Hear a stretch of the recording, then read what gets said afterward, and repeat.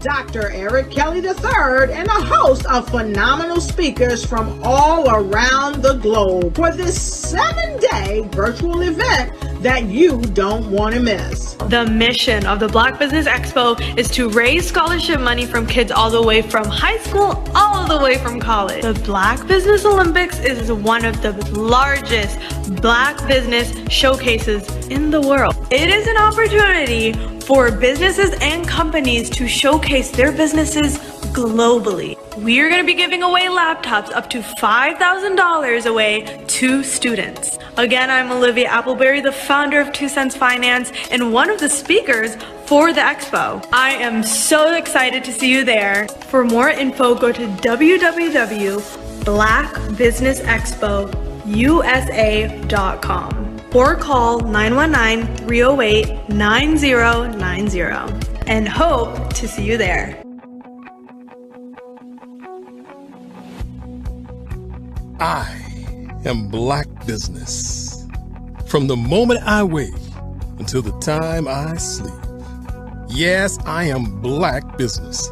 I am Black business. Tell me, are you Black business? I am Black business. Do you support Black businesses? Listen, I support Black business because I am Black business. Black Business Expo, one of the largest business showcases in the history of Black business in the world. The world! Sign up today at www.blackbusinessexpousa.com or call 919-308-9090. I am Black business. I am Black business. From the moment I wake until the time I sleep, I am Black business. I am Black business. Are you Black business? I am Black business. Do you support Black businesses? I support Black business because I am Black business. Black Business Expo, one of the largest business showcases in the history of Black America in North Carolina. Sign up today at www.blackbusinessexpousa.com or call 919-380-9090. I am Black business. I am Black business. From the moment I wake until the time I sleep, I am Black business. I am Black business. Are you Black business? I am Black business. Do you support Black businesses? I support Black business because I am Black business. Black Business Expo, one of the largest business showcases in the history of Black America in North Carolina. Sign up today at www.blackbusinessexpousa.com or call 919-380-9090. I am Black business. I am Black business. From the moment I wake until the time I sleep, I am Black business. I am Black business. Are you Black business? I am Black business. Do you support Black businesses? I support Black business because I am Black business. Black Business Expo, one of the largest business showcases in the history of Black America in North Carolina. Sign up today at www.blackbusinessexpousa.com or call 919-380-9090. I am Black business. I am Black business.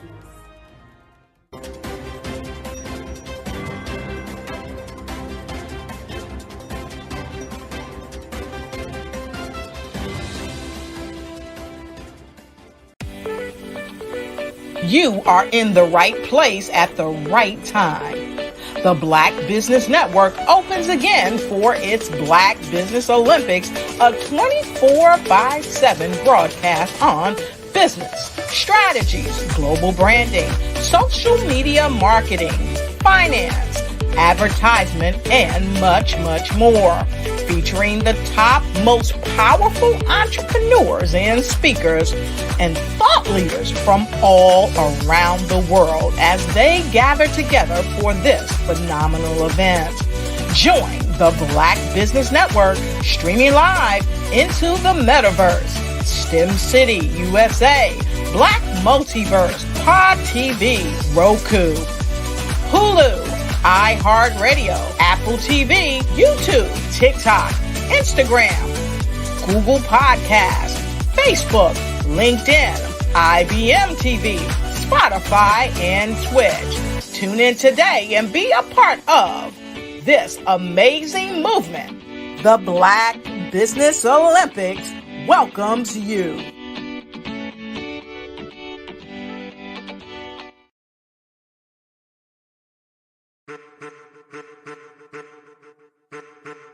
I am a child of the Most High God. He has gifted me in ways that I could not even imagine and didn't know.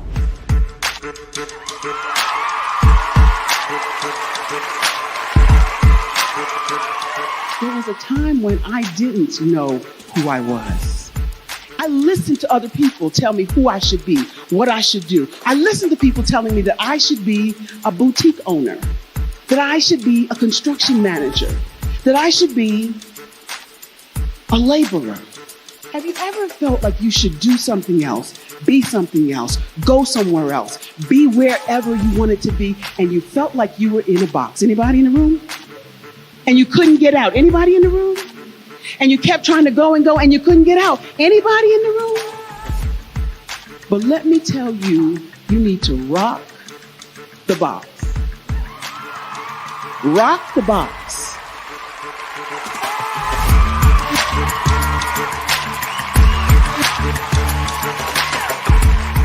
I am engaging, inspiring, and empowering.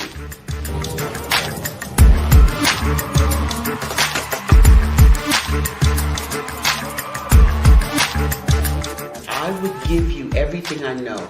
Just by touching you, if I could, by osmosis, give you every single thing I've learned, I've gone through, I know I would.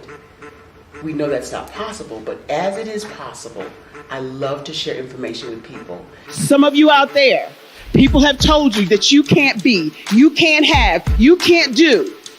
But I will tell you, like Kingston said, you can, you must, and you will. If it's to be, it's going to be me. You got to say it. If it's to be, it's going to be. If it's to be, it's going to be. If it's to be, it's going to be.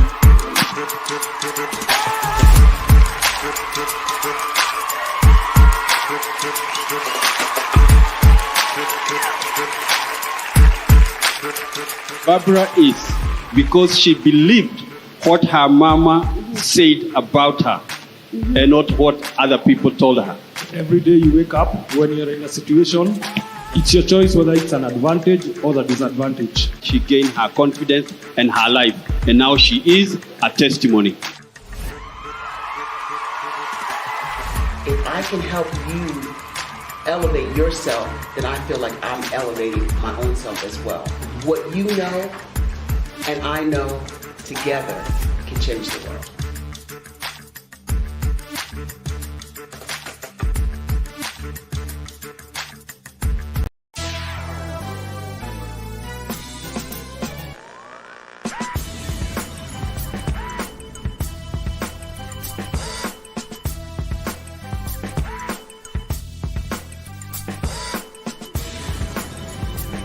You are watching The View from Hampton U, exploring Hampton University's rich history, the past, present, and promising future.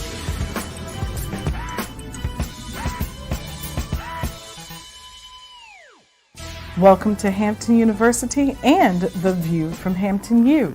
Today we're going to examine a movement that is said to be taking the nation by storm. The Genius is Common movement has emboldened young people throughout the nation, and that has also happened here at Hampton University. Let's take a look at what some of our students have to say about being a genius. Hi, my name is Gavin Harden, and my genius is to be able to give off positive vibes and spread a smile. Genius is common. My name is Brianna Lomax, and my genius is artistic expression through writing and showing compassion to everyone I meet. Genius is common. My name is Atia Strange, and my genius is the power of expression. Art is universal. I sing, I draw, I film, I photograph. Genius is common. My name is Maya Harris, and my genius consists of all the gifts that God has given to me. I am a giver, I am passionate about bringing ideas to life, and I have mastered the concept of finding the good in everything. Genius is common. My name is Diamond Sidney. My genius is acknowledging the beauty in my own mistakes while challenging others to do the same in order to cultivate and grow. Genius is common. My name is Almajid Edwards. A lot of people think genius is about being talented or being smart. It's not true. Genius is about influence. Whether it's an equation, whether you're reading or writing, research, harmonies, what have you, genius is about the opportunity, the moment of impact where you can influence another person and uplift them. My genius is poetry. Genius is common. Hampton University has a long-standing history of supporting geniuses and the movements that they create. For example, General Chapman Armstrong established this great institution in 1868. And did you know that Booker T. Washington was also an alum of Hampton University? I could go on and on about the geniuses who've come through these doors and have exited to go out into the world to make a great difference. That's what's important to us. That's what's important about the Genius is Common movement. What is your genius? You should take the time to think about that today. So thank you for watching The View from Hampton U. And remember, genius is truly common.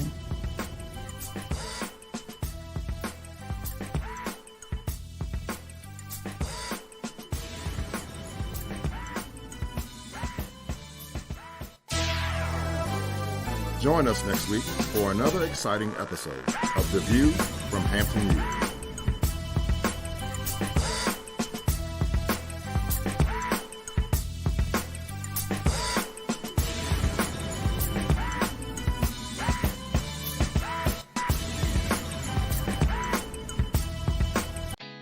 Did you know women represent just 3% of Fortune 500 CEOs and less than 15% of corporate executives at top companies worldwide?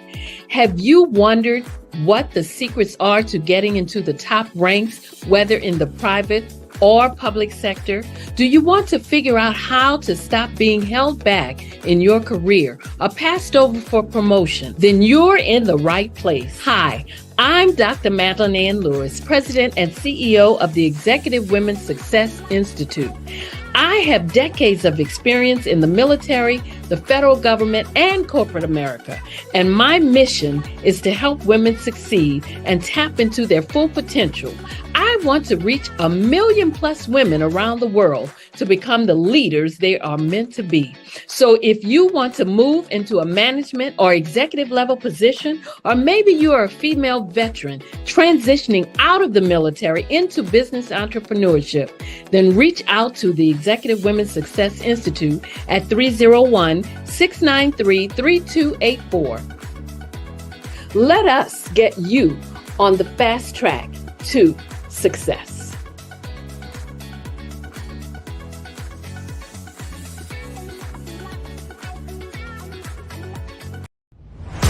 Social media is evolving. It's more vibrant, more colorful, more energetic, and so are you. It's not just photos anymore. It's video, it's audio, it's subscriptions. And now there's Fanbase, a new monetized social network. Fanbase delivers the complete native app experience with full content monetization for every user. No algorithms that shadow ban your engagement or growth, and no ads. Follow anyone for free and subscribe directly to your favorite creators for $4.99 a month. Plus, show some love by tipping on any post. Also, make a fan base page and monetize your content the same way. Finally, connect with your followers by posting the amazing content you already create. And now, get paid for it. It's time to energize and monetize, because everyone's a fan of something and everyone has a fan base.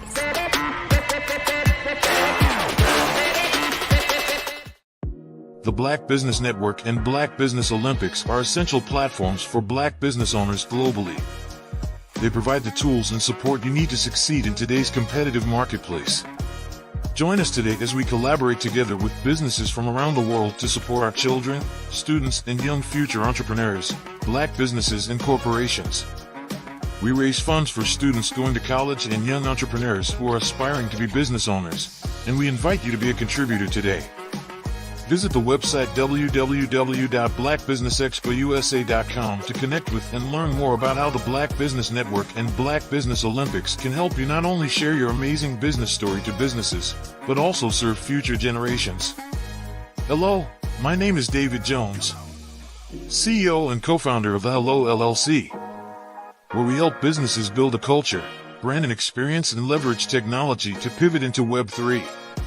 Join the Black Business Network streaming live into Roku, Metaverse, STEM City, Black Multiverse Enterprises, Hulu, YouTube, iHeartRadio, Apple, Facebook, LinkedIn, Spotify, Twitch, and Google Podcasts. Tune in, turn on, and let's thrive.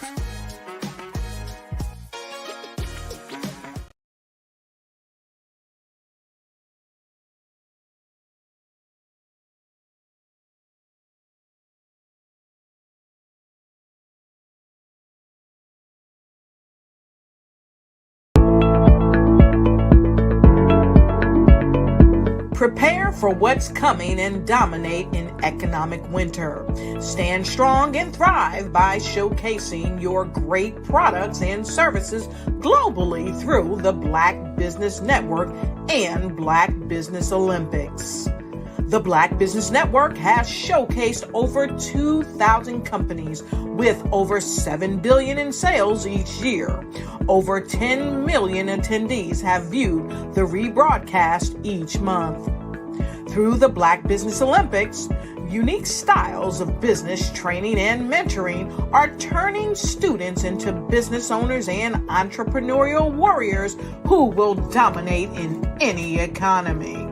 Gain the ultimate advantage of the Black Business Olympics, 7 days of unbelievable topics and speakers speaking around the globe. Donate your time and experience to provide expertise and scholarships to students worldwide and change the world. Now, more than ever, new insights, tools, strategies, and capabilities are needed. This is your chance for a major presentation to the world. Fill out the form and join the more than 2,000 speakers who have presented to over 200 countries. Join the Black Business Network streaming live into the Metaverse, STEM City, Black Multiverse Enterprises, Hulu, Amazon, YouTube, iHeartRadio, Apple, Facebook, LinkedIn, Pod TV, IBM TV, Spotify, and Google Podcasts. Sign up today. Spaces are limited, and we will see you there.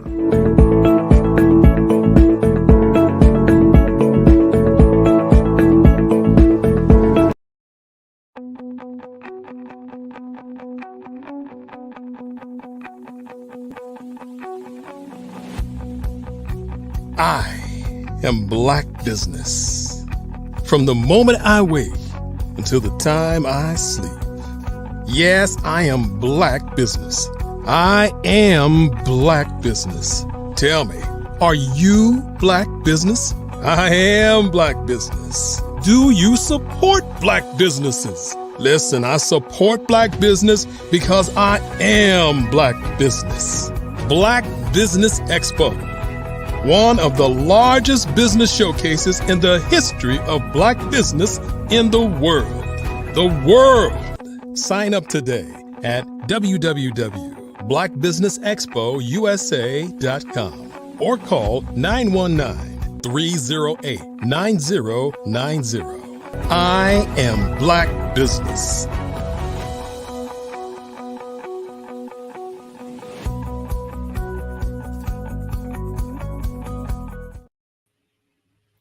Good morning, business owners, entrepreneurs, thought leaders, and corporations. Welcome to the Black Business Network. My name is Shelly Jeffcoat, and I am your business moderator for this morning on the Black Business Network. Black Business Network is a 24-hour business network showcasing Black businesses, Black business owners, and as I said, entrepreneurs and thought leaders worldwide. We have speakers from all across the world: London, Singapore, Africa, Japan, and cities across the United States, including North Carolina and Georgia, where I am. The Black Business Network is a global community sharing its business knowledge to empower, inspire, and educate businesses about business. And so I happen to be the first speaker coming on today, and I'm really excited and grateful for the opportunity. So thank you, Dr. Kelly, for giving me the chance to come back and talk to the audience. And so by way of introduction and just a little bit on what I'm going to talk about this morning, when I was here the last time, I talked about business branding. I talked about social media branding. I gave some information about things that were related to building community and followership and all of those things that you would need as a business in trying to leverage your marketing strategy and your business strategy. And today I'm going to do something a little bit differently. I wanted to talk to potentially students who might be thinking about building a business, or maybe you're an entrepreneur, maybe you're in a job right now and you're thinking about starting a business, maybe it's a side hustle, or maybe you're early into creating a business and you need to kind of get some of the basics. So I'll start with just a really basic overview of kind of who I am and why you should listen to me. Okay. So just by way of introduction, as I said, I'm Shelly Jeffcoat, and I'm a brand and business expert. I've been in the corporate arena for more than 30 years. I have experience in various corporate roles and leading transformation around values and culture and brand, and just celebrating 20 employee culture wins at a Fortune 500 company where I am. And that's been the last couple of years, which is unheard of within the employer brand industry space. I'm also a founder, and so I'm the founder of a company called LCM Group, and we consult on business brands for veteran small business owners. I'm an advocate. I'm a mentor. I support organizations like Mentors of Color, Workplace Accelerators, Still Serving Inc., Love Smart Inc., and I'm a podcaster. So I own a brand called Pi, which stands for Proud, Inspired, Empowered. And if you search Mrs. Pi, you'll find me. But this is important because I'm also a board member for Parade Deck, and we're a group of military influencers. There's about, 6.4 million subscribers aligned to that incredible organization. And so I host a live TV show twice a week on that network. And I also have a lot of books and speaking engagements, all those things. But why I want you to really take what I'm saying today, again, especially if you're a student and you're thinking about what do you want to do next, or you're someone on the job and you're trying to figure out where you want to go next, is sharing some of the basic information and just basic lessons learned that a lot of us tend to overlook when we walk into, hey, I think this is what I should do, or I'm not sure what I need to know, I'm not sure what I need to do, and I don't know where I should act. So that's what I'm going to cover with you over the next 30 minutes or so. So the first place is, what do you need to know? So there are key basic principles that you need to know before you go out and sign up for that LLC, or before you even pitch that business proposition. So business principles, very basic. The start is, what is your why? Why are you starting this business? Why are you starting this business? So some of the questions I usually ask, a lot of companies, I also mentor companies that talk about, we want to start something. The key question is your why. So 3 things that people usually come up with, or 3 things that you should really consider, is the first being, are you providing a product or a service? So are you providing a product or a service? Meaning, are you creating a product that someone's going to buy off the shelf, or are you providing a service that's filling a need or filling a gap? So are you providing a product or a service? And that's the key. Obviously, you got to know, why. Why are you providing that product or service? Is it in response to something that's not on the market? Have you done your market research to make sure that you're actually providing something that people want or people need? The second thing around what is your why is, are you filling a financial gap? So there are a lot of people who will start a business. Got to start a side hustle because I need to make extra money. If you're a student, I want to start something because I'm pretty talented in this area, and this is going to help me make some extra coins, right? So are you filling a financial gap? And you really need to understand, if that's what you're doing, then that will help you figure out the strategy and how you're going to build out your business, whether you're going to scale your business so that you're selling it one day, or you're scaling it, meaning you want it to, you want to have employees at one point. But what is the actual why? Are you filling a financial gap? The third thing around what is your why for doing this is really basic. Are you just transitioning from being an employee to an employer? So there are also individuals who'll say, you know what, these talents or these skills that I have, I can take that, I can mold this into a business, and my hope is to hire people and be a job creator within my community, etc. So a service business, for example, that maybe you're a cleaning service and you started off as you were working for a cleaning company, and you were the person that was doing the cleaning, and then you're transitioning from being that employee to, I want to start a business where I'm hiring people, and now I'm building a business, a cleaning service business. That is a transition from an employee to an employer. So, again, we're talking about business principles, is really understanding what is your why. Why are you doing this? Are you providing a product or service? Are you just filling a financial gap, right? Like a part-time, right? Or are you transitioning from employee to employer, meaning you're shifting to becoming a job creator? So another part of the theory around business principles, when I talk to especially younger folks, is the building block, what I call the building blocks. And there's three things that you need to think about as your building blocks. And the first thing is, what is your purpose? What is your purpose? And this is so important, because you need to be able to communicate your why and your purpose. Why is this important? You have to be able to honestly communicate to your potential clients, maybe future investors, and even yourself. Like, what is driving you to do this? And can you create that story when you're trying to do your pitch? Do you understand why you're doing this? So what is your actual purpose? Where are you going is the next question. Where are you going? So it's okay. You come up with a great idea, and you got a lot of passion behind it, but passion requires a purpose, and it also requires a plan. So do you know where you're going? And then the last part of this building block is, I ask people, what do you want to be known for? What do you want to be known for? So if you're creating this business, what do you want your business to be known for? And so those are the things. So again, starting out with just the very basics, business principles that you need to think about before you sign up or you establish that LLC. A second area I want to touch on is something that I talked about before when I was, lucky enough to be on this program. I talked about the vision versus your mission and your values. And the mission statement. So mission statement has been, pretty traditional. It's kind of the explanation of the reason your organization exists. It kind of describes its purpose and your intention and your objectives. And, companies for many, many years would put out a statement that talked about supporting the vision and how it's going to communicate that purpose. And it was directed to your employees or your customers or maybe your vendors. Maybe it's your family because you're trying to raise funds. Mission statements have shifted a little bit now towards talking about your why statement. And so that's why I wanted to start off with really understanding what that is as a business principle. You've got to know what your why is. Why are you doing what you're doing? And so as you're thinking about, creating that traditional or shifting from that traditional mission statement, is really thinking about your why. Why are you doing this?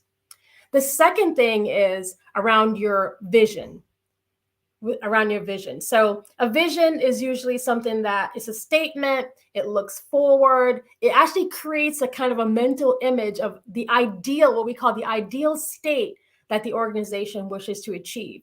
And it should be inspirational, and it should be aspirational, and it also should challenge not just you, but maybe challenge future employees. So if you're someone who part of your business principle is to shift from being an employee to an employer, then you really need to have a vision statement so that as you're building out that company, again, you could be a company of 1 today, but if your aspiration is to be a company of 10 or 12 or even 3 people, you need to have a clear vision statement so that as individuals start to tap into what you're doing, they know where you're going.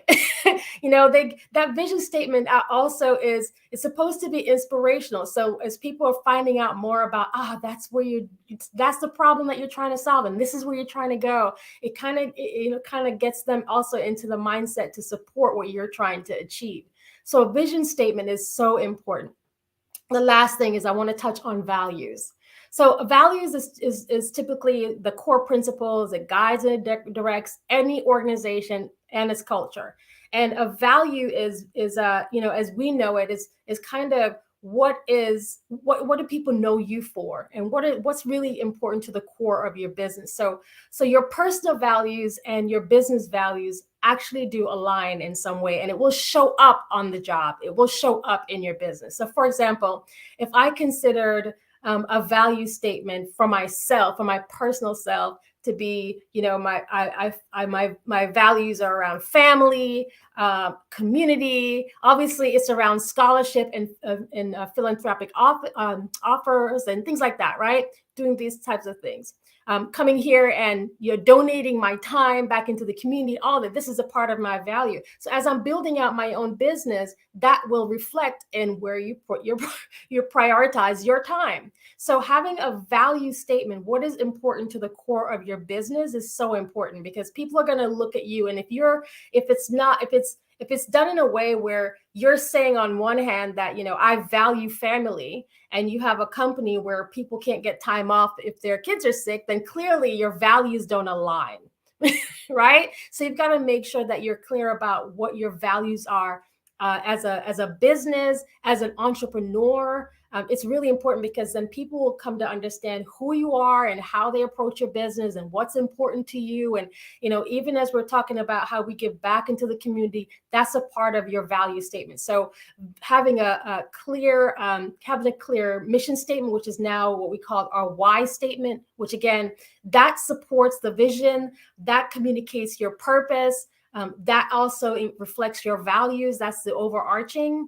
A vision statement, again, as I said, is really something that it creates a mental image. It's the ideal state of what you want to achieve, whether it's you as one person, as the entrepreneur, or maybe you have a business of 3 or 20 or hundreds of people. It's the inspirational and aspirational that challenges employees to help you reach this goal. And the final thing is the value statement, where this is your core principles that really are going to guide and direct you as the CEO or as the organization, and the culture that you're building for the people that work with you and around you.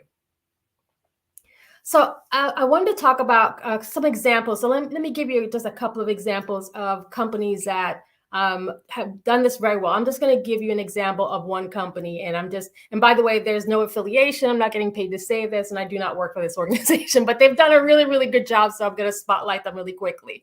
And this company, I'm also spotlighting them because they're a lot of us know who this is. And so I'm going to talk about a case study with American Express. Awesome organization. And so they're very clear if you go, and again, this is one of those using a best practice to help you, figure out how you can kind of leverage this to help your business. Okay. So thinking about American Express, they talk about their vision statement is very, very simple. It's providing the world's best customer experience every day. Now, we can argue if that's the case, if that's the experience that you as a consumer, but that is the vision of the organization. So providing the world's best customer experience every day. Their mission, which is essentially now their why, is become essential to our customers by providing differentiated products and services to help them achieve their aspirations. That's their mission. Become essential to our customers by providing differentiated products, which they do, right? And services to help them achieve their aspirations. And you can actually visually, you can see that. You can actually take that into what we call a brand message. And you can see that in the way they communicate that out. How do they communicate? They communicate it through digital ads. They communicate it through internal, external communications. They communicate that through the way that their customer service teams respond. It's everywhere, right? So in their product offerings, obviously they have differentiated products, they have different services, and it all talks about helping us, the consumer, achieve whatever our aspiration is, right? They list their values. So again, going back to what I said earlier about making sure that your values are pretty clear, because this is a part of who you are as a fabric of the organization. So they talk about how they deliver for their customers. They talk about how they respect people. They talk about caring about our communities. They talk about, needing different views and making it great, meaning the standard of excellence in what they do and staying focused on opportunities to be meaningful to customers. They talk about doing what's right and explaining that customers choose them because they trust the brand and the people, right? And they talk about winning together as a team. So this is an example, again, as we're thinking about the business principles and how you're communicating your vision and your mission and your values. American Express. So now I want to talk a little bit about what you need to do. So I've given you all that. So just to recap, right? So we talked about business principles. We talked about, really understanding what is your why, and your why could be, again, why am I doing this? So are you doing this to provide a product or a service? Are you filling a financial gap? Like you need some extra funds, so I'm going to start this thing. Or are you transitioning from being an employee to a job creator, to an employer? We talked about some of the building blocks that you need to consider before you, sign up for that LLC. And the 3 building blocks are: what is your purpose? Where are you going? And what do you want to be known for as a business? And again, whether you're an entrepreneur, solopreneur, anypreneur, or you're an established business. So those are the key business principles. We talked about the vision and the mission and the values, and we differentiated what that meant. And I showed you an example with American Express as an amazing case study. Again, not affiliated, but just an amazing case study of how they've managed to build out now their brand, right? Their business brand. They've aligned their vision to their mission and their values. And so that is a really good case study if you're interested in just seeing what works on the business market. Now I'm going to shift to what you need to do. Okay. So the first thing that I want you to do is what we call market intelligence. You've got to know the competitive landscape that you're going into. So here's a case in point. I have an idea that I think that I want to start a pet grooming business. Not me, I'm just making this up, okay? So I'm going to start a pet grooming business because I think this is a great way for me to make some extra money. So I'm a college student and I want to start a pet grooming business. So the first thing I'm going to do is not go out and say, I'm going to get an LLC because now I'm in business. The first thing I want to do is I want to understand the landscape, the competitors that are already offering this particular type of service in the area where I am.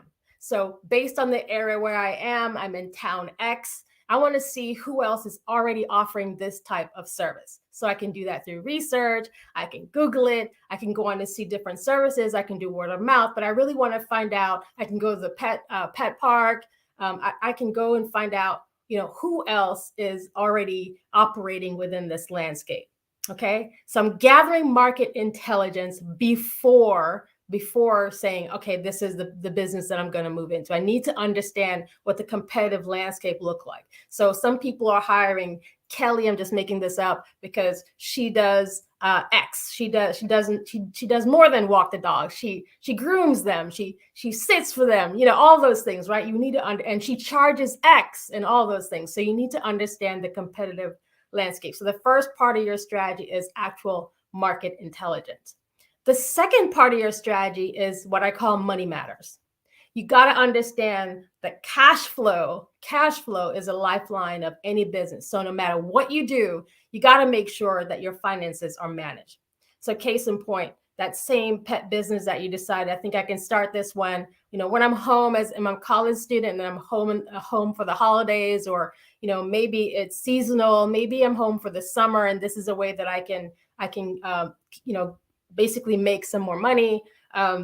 Do I understand the cash flow that's, I'm going to need for this business? So now I'm thinking, how am I going to advertise the business? Is it word of mouth? Do I have a brand? I can't just go on TikTok and say, hey guys, I'm, I'm now offering this pet service. So how am I going to manage the cash flow? How much money do I need for the lifeline of this business so that I'm not going broke? Okay. So always making sure that your finances are managed as well. And the last part of this is your business branding and naming your business and then creating a strategy around that. So when we talk about business branding, we typically talk about, being clear about the name of your business, the logos and the colors and all those things that are involved in telling the story and really building the identity of your business brand. So again, there are ways that you can do that. Very affordable. You can go on Canva as well. You can sign up for Canva. It's free, or you can, pay a little extra and get the pro service. But you can go on there and start to create the digital aspects of the look and feel of your business brand, along with the name. And even with the name, testing it out, Google it to see who else is using that kind of name, making sure that as you're creating these business names, it has to make sense. So, make sense to what it is, the service that you're providing. So if you're doing that pet sitting business and, and you're calling it Doggy or Us or whatever, right? Just making sure that that service that you're providing, that it makes sense to the consumers that you're targeting. It's not confusing to your brand, and then creating a strategy around how you're going to communicate that brand to the people on social media or your potential customers or all of those things. So how are you going to actually do your business branding? So that's the second area. So again, what you need to know, I'm talking about strategy right now. And the first three things that you need to know as part of your strategy is market intelligence. You got to know your competitive landscape. You got to understand how money works. So that's money matters. You got to understand cash flow is a lifeline. So no matter what you do, make sure you have your finances managed. And then the last part of that core strategy is the business branding. And so everything from naming it to creating the strategy and all of those things are tied into the actual business brand strategy. Now we're going to come to business planning. So I'm gonna call out some questions, and I just want you to absorb what these are and think about, as you're planning your business. So business planning used to be, many pages long, very, very taxing. And I think if you talk to folks who've been around for quite some time, like myself, been working for quite some time and in business, that we have a more traditional view on business planning, and yet that is not the case. A business plan nowadays could literally be a one-page PowerPoint slide. So here are some questions that I want you to think about business planning in this date and time. Okay, and the first question is this: what is the need that your business exists to satisfy, and how will you do that? What is the need that your business exists to satisfy, and how will you do that? That is the first question. This question is important because, again, a lot of times we create businesses because something isn't working somewhere else.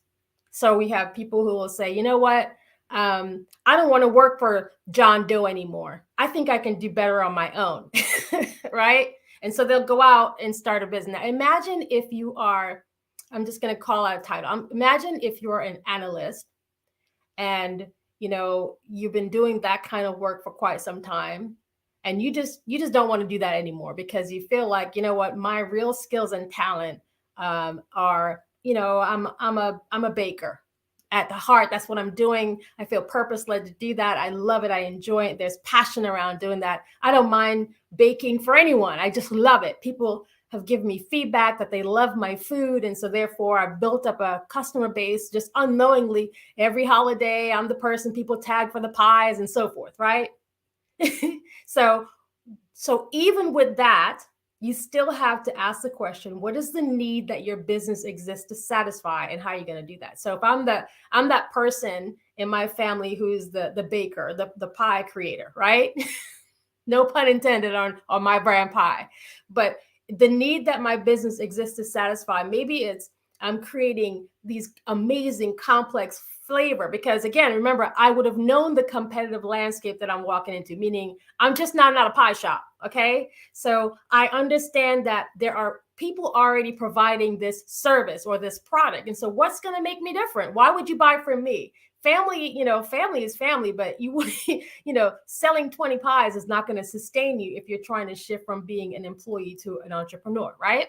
So really understanding the need that your business exists to satisfy, and then how are you going to do that? Am I going to do this through a stand-up store? Am I going to do this through e-commerce? It's just pure word of mouth.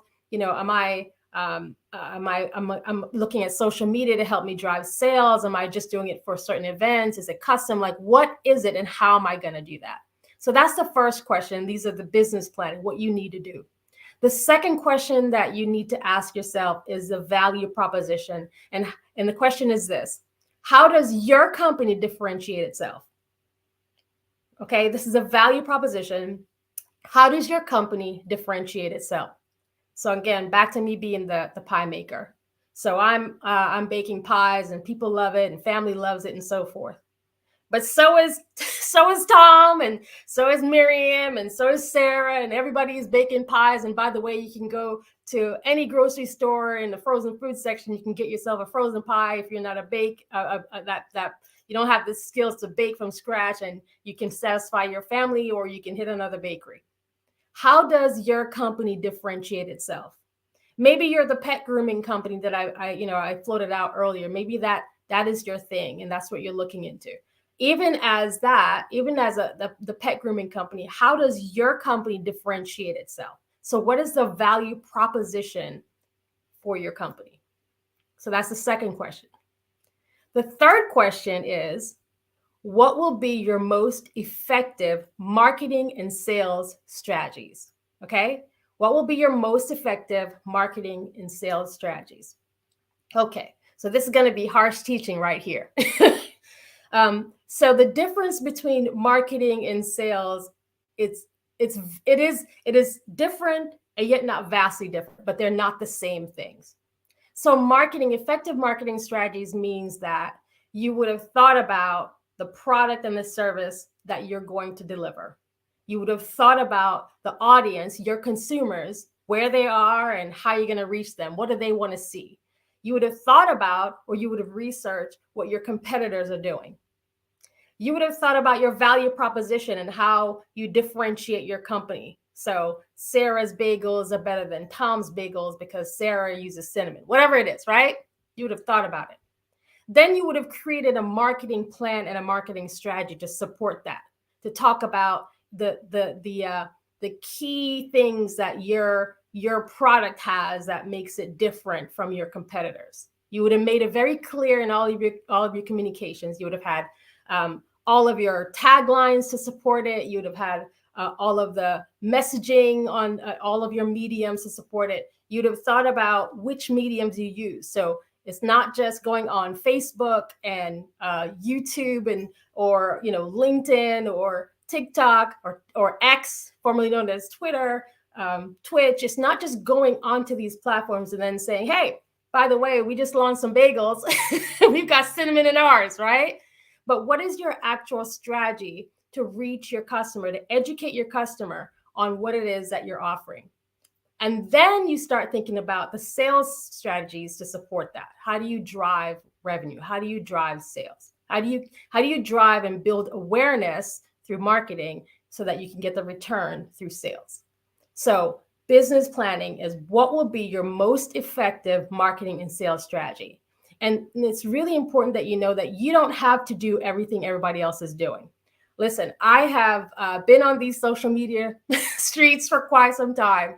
And I always chuckle when I get these experts that'll reach out and say, Mrs. Pie on YouTube, we should have many more subscribers. And I go, well, that's not, YouTube isn't used like that for us. That is not the driving platform. We're not trying to do that. We actually have a larger base of people who watch our shows on a whole different network called paradedeck.com TV, and we're live every week, right? So you have to also understand that when sometimes when people are giving you some of these marketing advice and sales strategies, that you still have to step back and make it make sense for your business. You're not going to be able to do everything that they're telling you to do. You're not going to be able to satisfy every need. You just need to make sure that you're aligned back to the plan. At the end of the day, it needs to be measurable so that you know when you need to pivot and maybe take some of that advice, but make sure that you can pivot back to what you need to do as a business. Another part of the business planning is how much money you need to get your business started and generating actual revenue. So you got to be real. Like there's some companies, there's some business ideas that folks have that, even a pet grooming business, maybe I need $250,000 to get started. You need to know that. And the only way you're going to get to know that is if you've done the market research and pulled the intelligence reports and checked out your competitors and, where do you want to be and all those things. You really have to take the time to do that. And my last question is, are you prepared to fail? You got to be prepared to fail. So I had a clothing line back in the day called Stush Label. Clearly, I don't have that clothing line anymore, but I love fashion. I love clothes. And when I launched that line, I was so lucky. Now I was so blessed. I was in my thing, but I didn't have the resources. Quite frankly, it was a passion, but I didn't really have purpose aligned to it. And I really didn't have a plan. I just love clothes. And so I spent a lot of mental space, mental, energy and money building this thing. I was on a local television show many, many moons ago in Nashville, Tennessee, as our literally showing our fashion. But I couldn't wait to get out of that business because I realized that, listen, I don't want to be a fashion designer. I just love fashion. I want to have access to fashion. I don't want to be in fashion. So I had to be prepared to fail and take the lessons from that fail. So some of y'all are going to launch things and it's not going to work out the first or second time. Maybe it's the fourth time, right? But just understand that you have to be prepared to fail and also be willing to pivot. So even for us with LCM Group, we're in a season of pivoting. There have been so many opportunities that came from when we launched. Within months, we were so, this is so cool that we were actually recognized by The Voice UK, which is the largest newspaper, the oldest one, been around for 40 something years in the UK, in the West Indies, and in Africa. And they recognized LCM Group and Pi because we were the only ones that were sharing or giving affordable brand training for people of color. And that happened months after launching. And I could have said, okay, well, let's just keep marketing on that. But the business pivoted. The business pivoted as the needs of the market shifted, because we understood that, listen, we're not interested in fighting for clients. We're not interested in fighting for consumers. Let's figure out what our area, our zone is, and let's focus on that. And what made us really stand out is our brand Pi. It's Mrs. Pi. It's literally what I bring to the table. So then we pivoted because we understood the market is pivoting.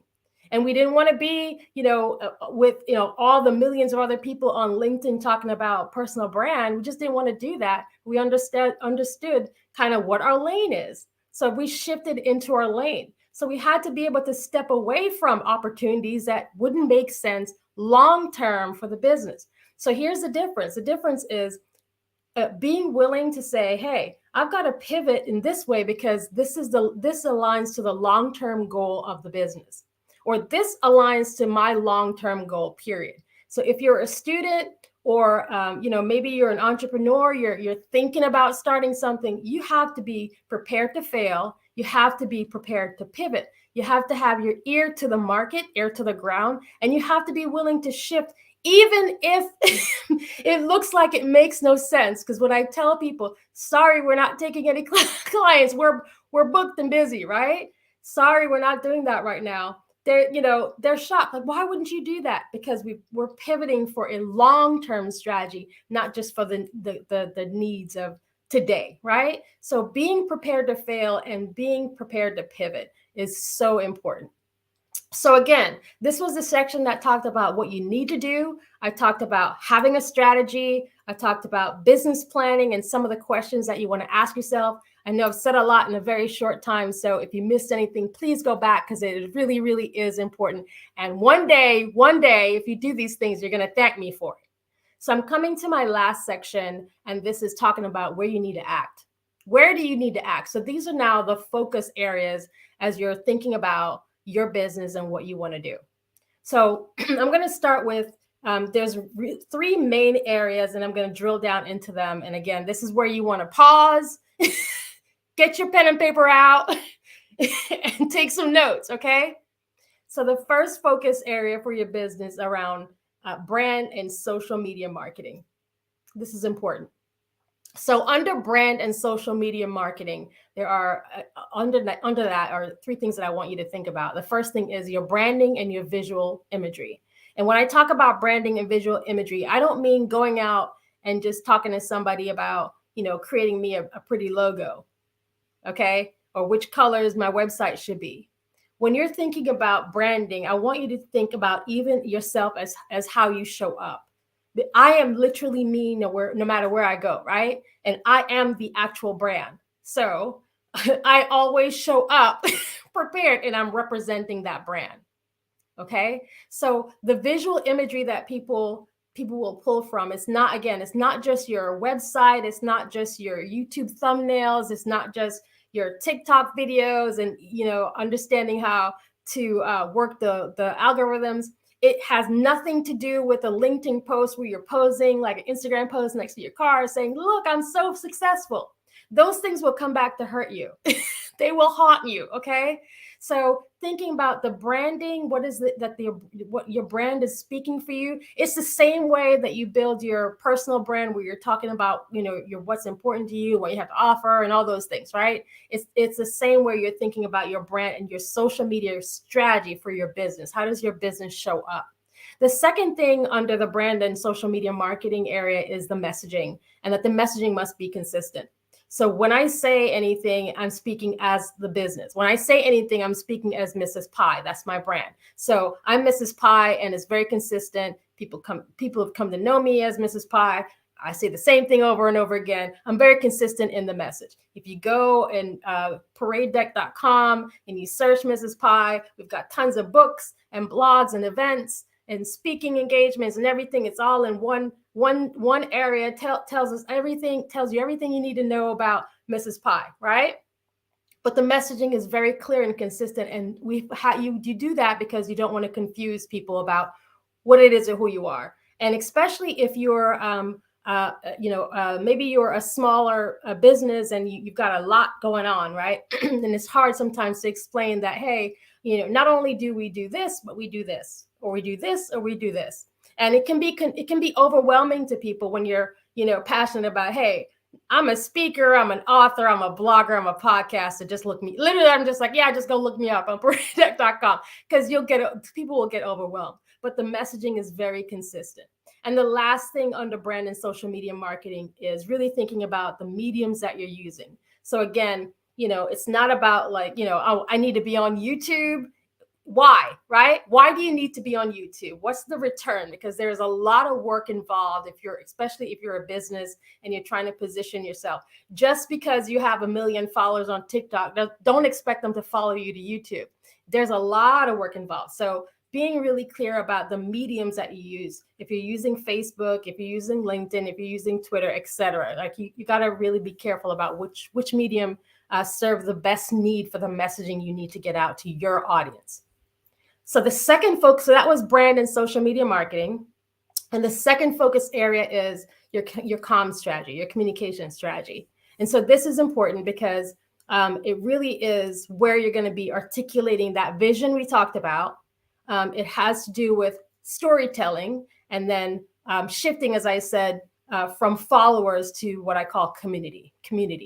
So articulating the vision, again, this is where, as you're trying to tell, people who you are and where you're trying to go. Remember, we talked about being inspirational and aspirational, but you have to be able to articulate that in the way that you communicate. And there's a lot of videos, there's a lot of shorts, there's a lot of, promo ads and things like that. Sometimes I step away from promo ads. I specifically use promo ads to promote upcoming things. I won't use it to show like a video of where I've done something years ago because it dates me. This is just me. This is just the way I roll. So thinking about using those promo ads to tell the story of where you're going, articulating that vision, and also is a great way to introduce yourself. If you're watching Black Business Network, you'll see all of the amazing intro promos that a lot of the businesses have put forth. So those are great examples of how you can articulate the vision as a way to communicate through a different medium. And that's also another way for you to start building on storytelling and sharing your journey. So if you're using social media, then maybe you're creating your social media strategy around storytelling, how you started, how you make the product, how your customers experience the product, after the product, you can kind of weave and tell the story. If you're a business, if you're a company, you're talking about the journey of your products, the journey of technology, and the people involved in making that come to life. That's an example of storytelling. And then the other thing I talked about is the difference between community and followers. Don't be fooled by the number of followers. You want to build a community, because you can have, again, 1 million followers, but nobody buys your product. Okay, so don't be impressed by the number of followers. Unless you're moving into a space where your actual job is an influencer, and that is an actual job. Affiliate marketing is an actual job. So unless that is your actual job, then you want to focus on the community that you're building, because those communities will end up being the ones that will refer customers back to you. And then the last focus area is really honing in on the product and service that you're offering. So what are the costs associated with building out the products or the services that you're trying to offer? What kind of funding you need? What's the return on the tools and resources? Don't just go spend money on things just because, someone on social media influenced you into doing it, right? Really understanding the return on the tools and resources, and outsourcing help, outsourcing and hiring help. There's a lot of virtual assistant solutions and products. There's products out there. So maybe thinking about, outsourcing in that way. Okay, so I want to touch on, I'm being careful of time because, again, I could talk about this for hours. Okay, so you can reach me at paradedeck.com. You can just pull me up as Mrs. Pie. Everything is out there. I am so excited. By the way, genius is common, and you can bet what my genius is. It's around brand, it's around strategy, it's around culture, and it's around Mrs. Pie. I will see you on the other side.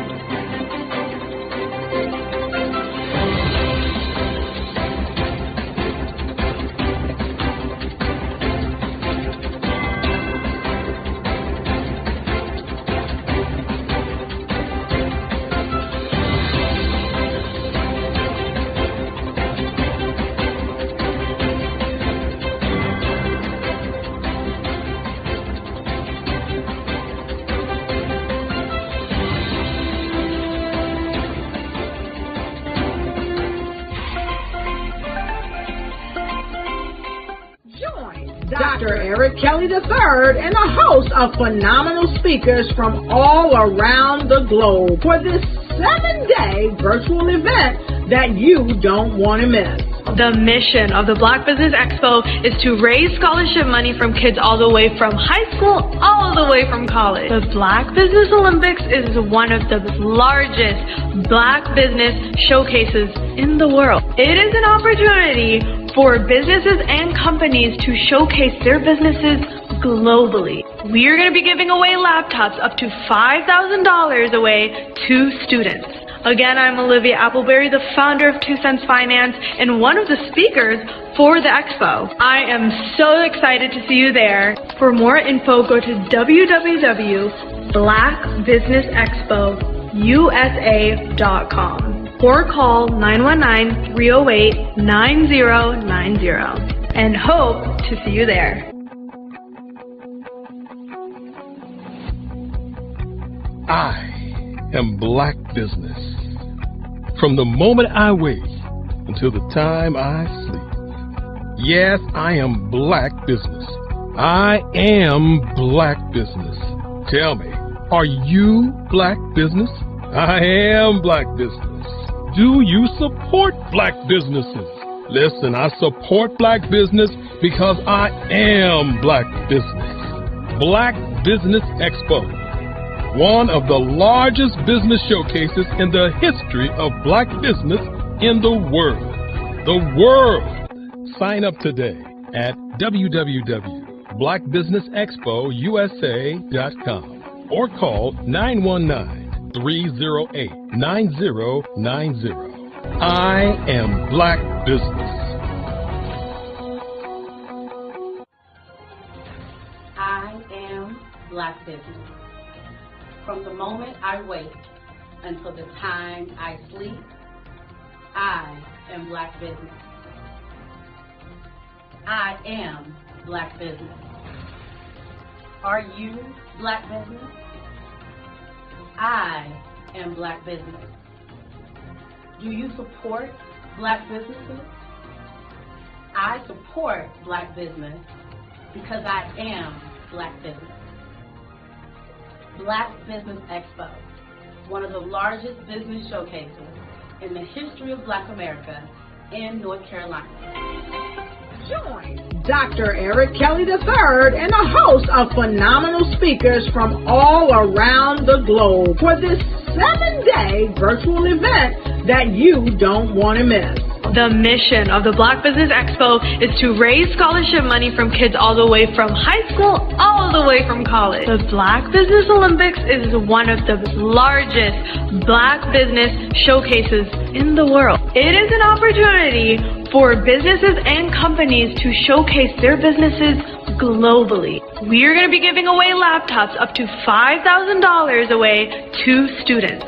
Again, I'm Olivia Appleberry, the founder of 2 Cents Finance and one of the speakers for the expo. I am so excited to see you there. For more info, go to www.blackbusinessexpousa.com or call 919-308-9090 and hope to see you there. I am Black business. From the moment I wake until the time I sleep. Yes, I am Black business. I am Black business. Tell me, are you Black business? I am Black business. Do you support Black businesses? Listen, I support Black business because I am Black business. Black Business Expo, one of the largest business showcases in the history of Black business in the world.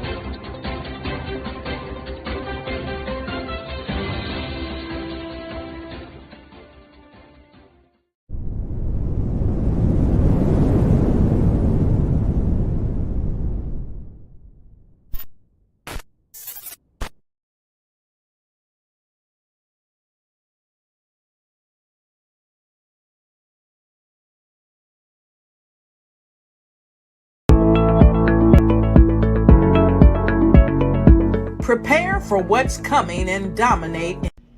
Why do I do what I do? You know, my life coach asked me that a few years ago. And she said, Tony, what's your why? And I told her, and she said, girl, you've already accomplished that. Perhaps you need a new why. Hi, Tony Harris, Amy Hoydu with Say It Said Marketing, one of your students. And just wanted to say thank you, Tony Harris, for spending so much time with me and giving me that boost in my business that I so drastically needed.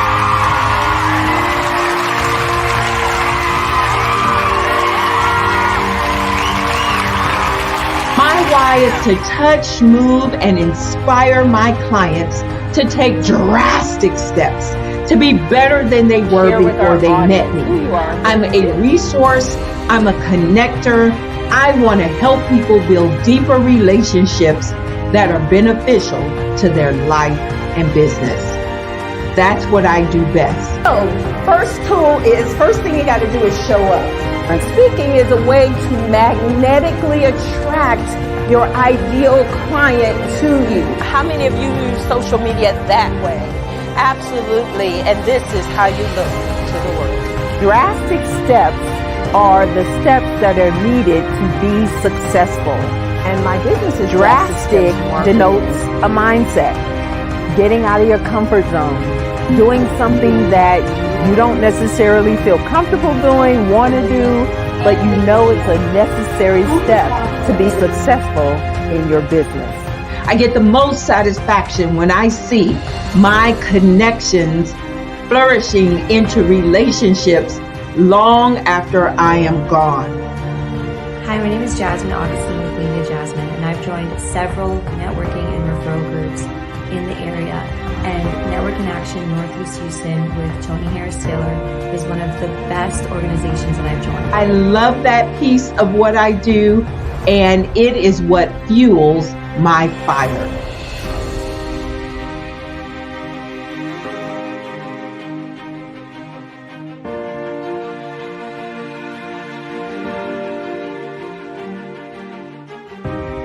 My name is Tony Harris Taylor, saying take a drastic step today for a fantastic tomorrow.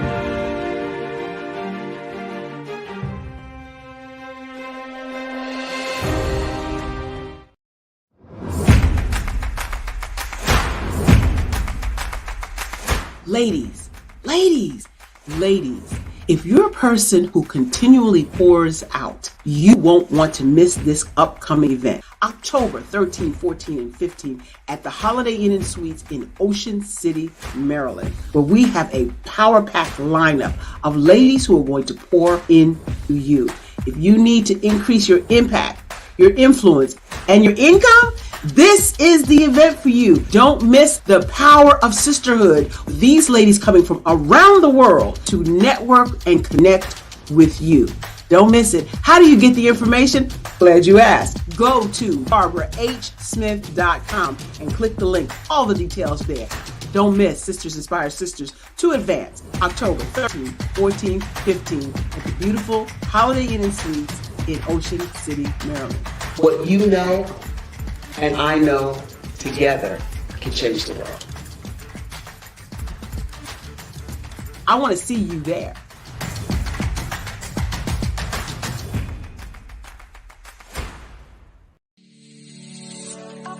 Did you know that our black dollar only lasts for 6 hours in our community? Yet other communities, their dollars last for 19 to 30 days. The Black Wall Street Nation. Black Wall Street Nation. Yes, that's why we created the Black Wall Street Nation. Black Wall Street Nation is a centralized directory available to all black businesses across the world. It was created for businesses like you, the ones that want to start and the ones who have a dream that have already started, such as businesses like Drop in a Bucket Productions, Valito Foods, Sugar Tea Branding Firm, All the Dazzle, Bun Cakeaholic, Miss Riot, and you. We'll have marketing, seminars, and some funding coming soon just for you. So, we want you to come and join us. www.blackwallstreetnation.com. See you there.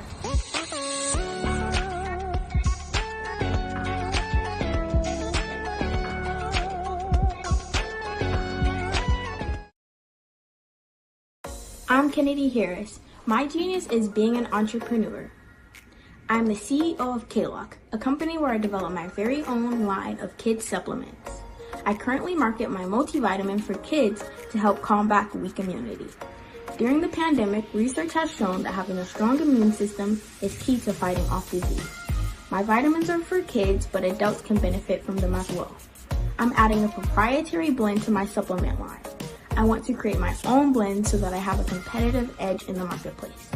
Staying healthy is important to me so that we live longer and have healthier lives.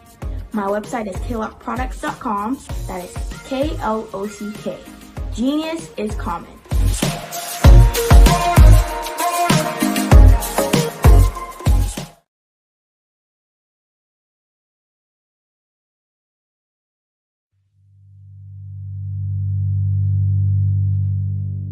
So what we have to do is when we get in a spot, we need to create some spots for us.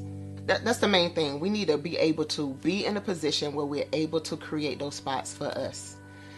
For me, being an entrepreneur, I'm not just going to get a business and then leave you sitting high and dry. If you ask me some questions about entrepreneurship, I'm going to give you as much as I've received. I've seen people who made it, and then when you ask them, it's like, okay, now you have to pay me for the information, the same information I got for free. We probably in totally different cities. There's no way that we're going to bump heads or anything. We're not competing. Bring me up with you. And so I just think that whatever education that I have, then I need to be able to give that to my own as well. So create the spots. You can create the spots when you get there.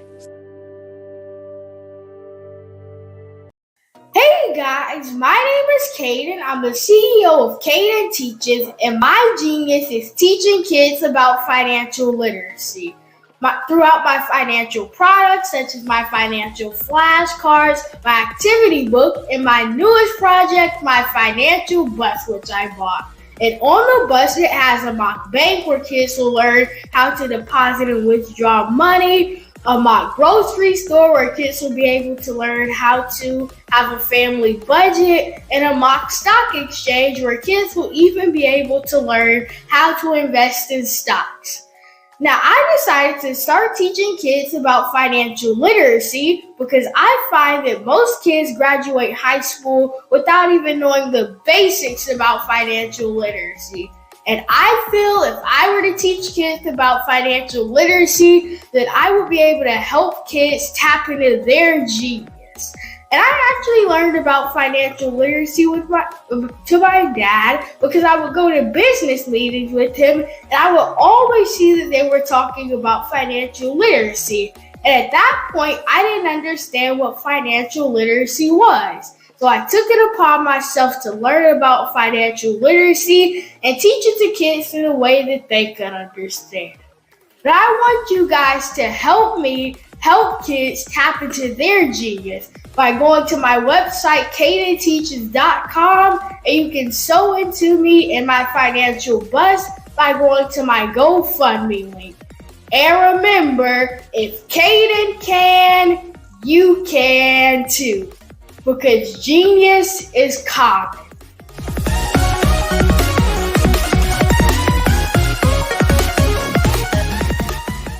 Hello, I am Dr. Eric Kelly III, the visionary strategist and founder of the Black Business Olympics.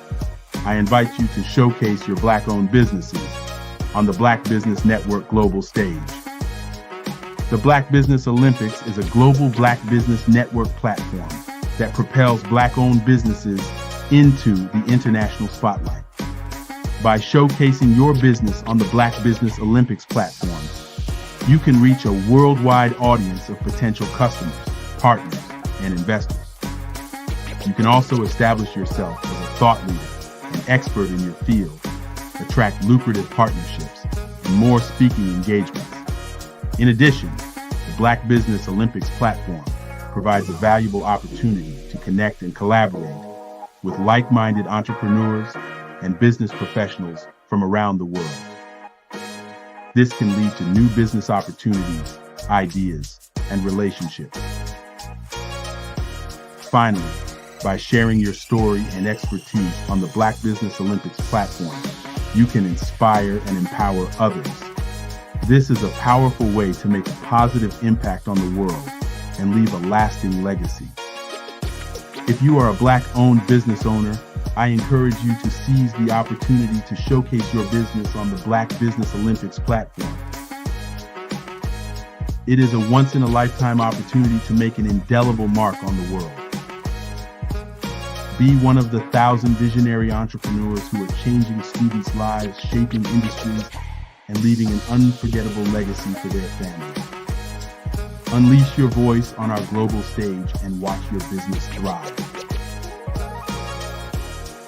Black Business Olympics is one of the largest Black business showcases in the history of Black business in the world. Yes, the entire world. Just give me a call today at 919-308-9090.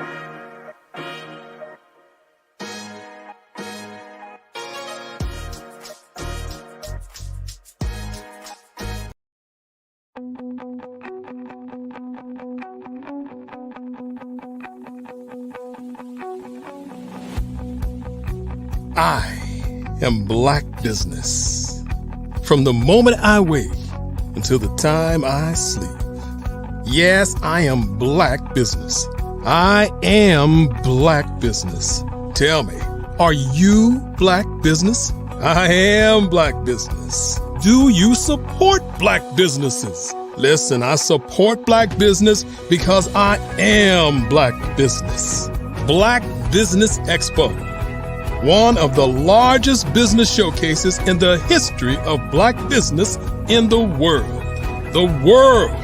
Sign up today at www.blackbusinessexpousa.com or call 919-308-9090. I am Black business.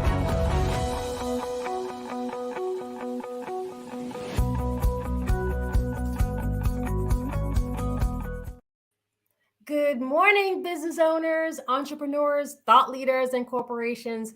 Welcome to the Black Business Network. My name is Shelly Jeffcoat, and I'm your business moderator for this morning on the Black Business Network. The Black Business Network is a 24-hour business network that showcases Black businesses, business owners, entrepreneurs, and thought leaders worldwide. So we have speakers in London, Singapore, Africa, Japan, and cities across the United States. You should know that the Black Business Network is a global community that shares its business knowledge to empower, inspire, and educate businesses about business. I am so excited and honored to be here. Our next speaker is Wade Randolph, the CEO of Randolph Unlimited. And Wade has 18 years experience nationally. He's imparting invaluable wisdom to fellow business professionals, whether the focus is on enhancing leadership capabilities, cultivating efficient teamwork, utilizing motivational strategies, or refining business communication. Wade serves as the motivating factor in providing business professionals with a wealth of best practices and strategic insights. These insights empower you to not only stay ahead, but to truly excel beyond your competitors. And so I am excited to join Wade on a fireside chat, Wade Randolph for Black Business Expo. Good morning, Shelly. I was looking forward to this. I'm so excited to have this conversation. I love talking to Wade. How are you? This might be dangerous, but good morning. How are you? I am great. I'm so glad, as I was going through your bio, and y'all, when I share like that, I'm really thrilled. I am genuinely thrilled to have this conversation with Wade. There are some people in this field that know what they're talking about. There's some people that don't. Wade knows what he's talking about. And so I'm really excited to dig into a lot of what you have to offer. And I definitely do want to touch on your book as well. But I wanted to just get started. First of all, Wade wrote the book, How to Lead During Times of Change, Challenge, and Chaos. And I dare say this is about the best time that we all need to have this book. So before we get into the book, I wanted to find out a little bit more about how you got started in leadership training. Yeah, well, sometimes you are thrown into what you need. Sometimes it is that not taking that easy road, but taking that road that's necessary to bring out the best in you. So the question we have to ask is, what's bringing out the best in you? Are you looking forward to the day? Or are you just wondering what the day will be? I got thrown into leadership. Let me underscore that word. I got thrown into leadership because my company, I used to manage real estate firms. And as you know, sometimes life is like ups and downs. My company was going through a change, and the CEO of the company at that time called me in and said, "We're making changes." I don't know about you, Shelley, but sometimes that word change is not what you look forward to. And he said, "Mr. Randolph, I want to see you in my office." And I said, "Well, I'm busy. Can we make it later today?" And he says, "Mr. Randolph, if you make it later today, you may not be here." So I showed up early. And he said, "I'm interested in talking with you of you being the manager." Now, Shelley, any good firm already has a manager. And I said, "Well, you already have a manager. I'm not interested in taking his spot. He's already here." He says, "Well, he was here before our meeting. He's no longer here now." And I said, "Well, I'm not really interested." He says, "Mr. Randolph, I want you to mind your words very carefully." He said, "I want you to think about this, young man." He says, because if you're not interested in being the manager, we may not need you." Wow. Now, Shelley, I might be bold, but I'm not stupid.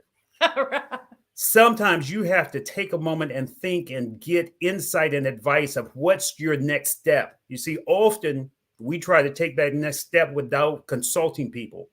Often we try to take that next step without getting insight.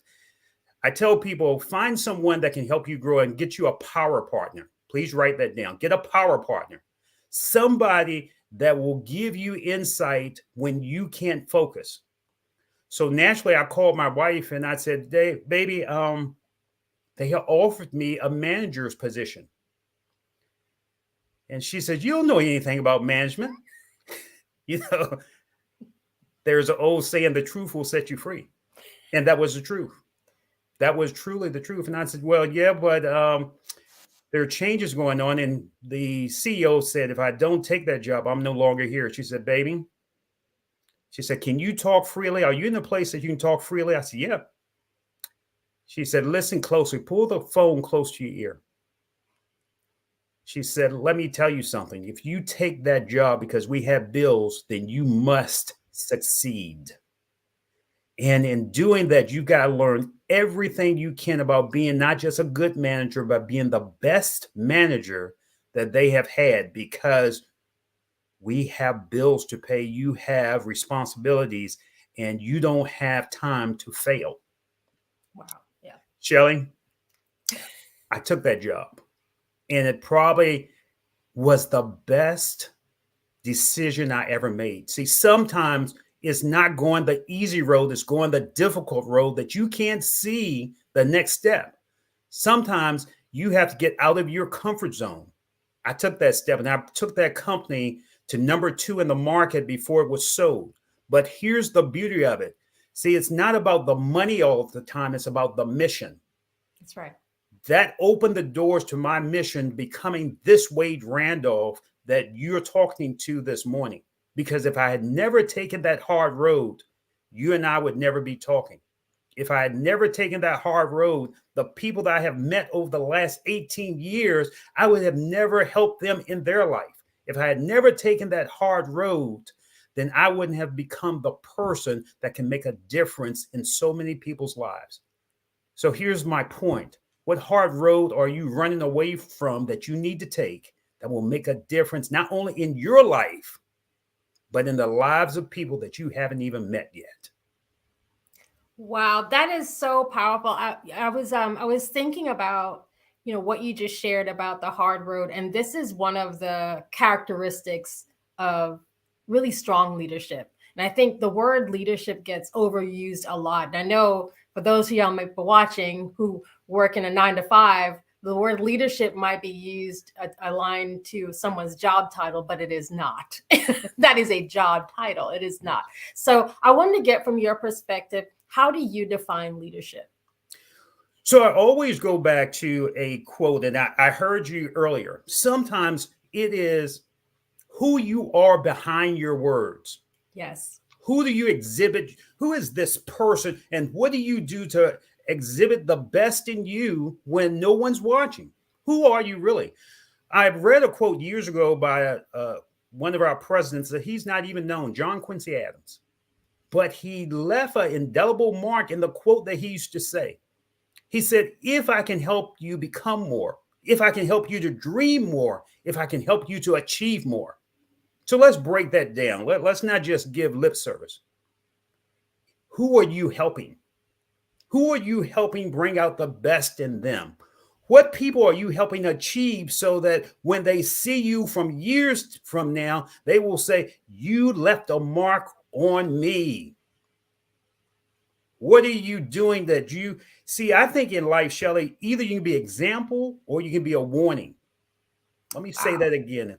Either you can be example or you can be a warning of example of who you can become, or is that people around you, they will say, wow, I want to be like that. Or are you a warning to say, I don't want to be around you and let me find someone else to spend my time with? So back to your point. Who are you becoming? Are you helping people to dream more, to become more, to achieve more? That's real leadership in my book. Wow. Y'all, first of all, I'm literally like, how do I take clips out of this and use it over and over and over again for not just for adults. This is something I think is for those of us who are maybe parents of older generations and Gen Z, whatever gen we're in, that this is the stuff that you want to clip and share and talk to your kids about, because I think we do have such a rudimentary thought bubble about what leaders are and what leadership is. And I wanted to find out, some of the people that you would have considered leaders as you were growing up. This is, I'm thinking like from the mom perspective, and how can I steal some information from you? But who were leaders that you saw growing up? You know, the people that shaped this Wade Randolph. See, here's what I think. Sometimes we suffer from possibility blindness. Yeah. That we are blind of the people around us that pour into us. So let me give you two people that has made this Wade Randolph, this person that you're talking with today, that I never knew existed. And there's a person behind you that's waiting to get out and screaming to get out, but you got to work on bringing them out. I heard you earlier to say that you had to go through some failures. That's right. And I say, sometimes we got to think differently, because those failures, there's no such thing as failures. There's always learning. What do you need to learn to go to your next level? So let me go back to your question. Who helped me?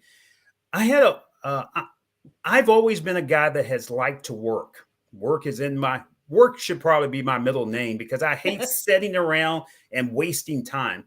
I used to work for a gentleman by the name of Sam Plush, here in Richmond, Virginia. I'm in Midlothian, Virginia, but Sam Plush was a guy that we used to call him the old man, but we used to really call him the wise owl. I'm a project kid. I come from the projects, 2112 Red Street. And I didn't have a future, didn't know where I was going. I thought that if I lived to be 18, it would be good. And I used to run with some hard heads. Now, I needed to find hard heads in my community. And when I started working for Mr. Plush, he used to say, son, be mindful of the people that you spend your time with. And I'm like, man, why are you telling me that? I've got some good friends. And I never forgot one evening, I decided to run with a group, and we decided to go and steal hubcaps from cars. And being young but crazy, I decided to pick the best gleaming car with the best hubcaps around. And it was a Cadillac. And I pried the hubcaps off, got all to 3. And when I went for number 4, something buzzed by my ear. Pop, pop, pop. And I'm like, what is that? Then all of a sudden, one of the guys said, run, he's shooting. So a guy was shooting at me because I was stealing his hubcaps. Did not say, sometimes when you're young, you're just a little stupid, a little crazy. And I got all 4 of the hubcaps, and the guy who was with me said, man, you did a great job. He said, look, I'm going to buy those from you. Here's $25. And Shelley, I poked my chest out, went to work that night, and Mr. Plus said, man, where you been? I've been calling you, come in early. I said, man, I was busy. He said, young man, where have you been? I said, look, I would made some extra money, and I put the $25 on the counter. And he said, how'd you get that? And I said, well, me and some guys, he said, look, don't tell me. They used to call me Mosquito. Now, I want you to think about that. They used to call me Mosquito because I was the smallest, but also I didn't have any value and I didn't know the value of myself. And he said, young man, let me ask you something. Is your life worth $25? Wow. Here's my point, and here's why I tell that story. We have to ask, what is our life worth? And how are we looking at ourselves? Because I lived up to that word of mosquito, didn't have any value in myself, didn't really know where I was going. A mosquito, you just slap him and you kill him. Didn't have any value, didn't know where I was going. I didn't have any self-pride. You have to ask yourself, what's the value do you place on you? See, I tend to ask my clients a lot of times, say, what's your value? And they will give me a monetary value. And I said, no, that's not the question. The answer is you are priceless. Now, are you living up to being priceless? But here's the next thing. Mr. Plush fed into me because he could see something in me that I couldn't see in myself. Remember I said earlier, get a power partner, because there are some people that can see in you what you can't see in yourself. You can't see the picture when you're in the frame. You can't see the real you when you are trying to just work on you. That's why you got to have people around you that can see more in you so they can stretch you and bring out the best in you. Here's the second person that made the difference in my life. For 8 to 10 years, I worked directly with Les Brown, the motivational speaker. And Les is a person that there are some people that accept being good. And he said, I don't accept being good. I want to bring out the greatness in you. Yes. There's a greatness in all of us that we need to work to bring out. And as you said earlier, you got to go through those growing pains. You got to go through that, getting out of your comfort zone. You got to go through getting this person of Wade Randolph out of your way so you can see the greater Wade Randolph that's in the way that can bring and make a difference in the world. Wow. Yeah, I just suck. That is so, if we're honest with ourselves, members of our community, okay, the truth is that a lot of us don't know what value we have because we see our lives wasted. And some of it is obviously things that we are contributing to ourselves. And there's some of it is just society and the culture that we're in. And so I was curious on your thoughts about what you thought even the state of leadership. What is that state of leadership right now? And what's changed regarding leadership you've seen within the last few years? There's a dramatic change. When in leadership, in any leader in a company or in the home, let your words be your bond.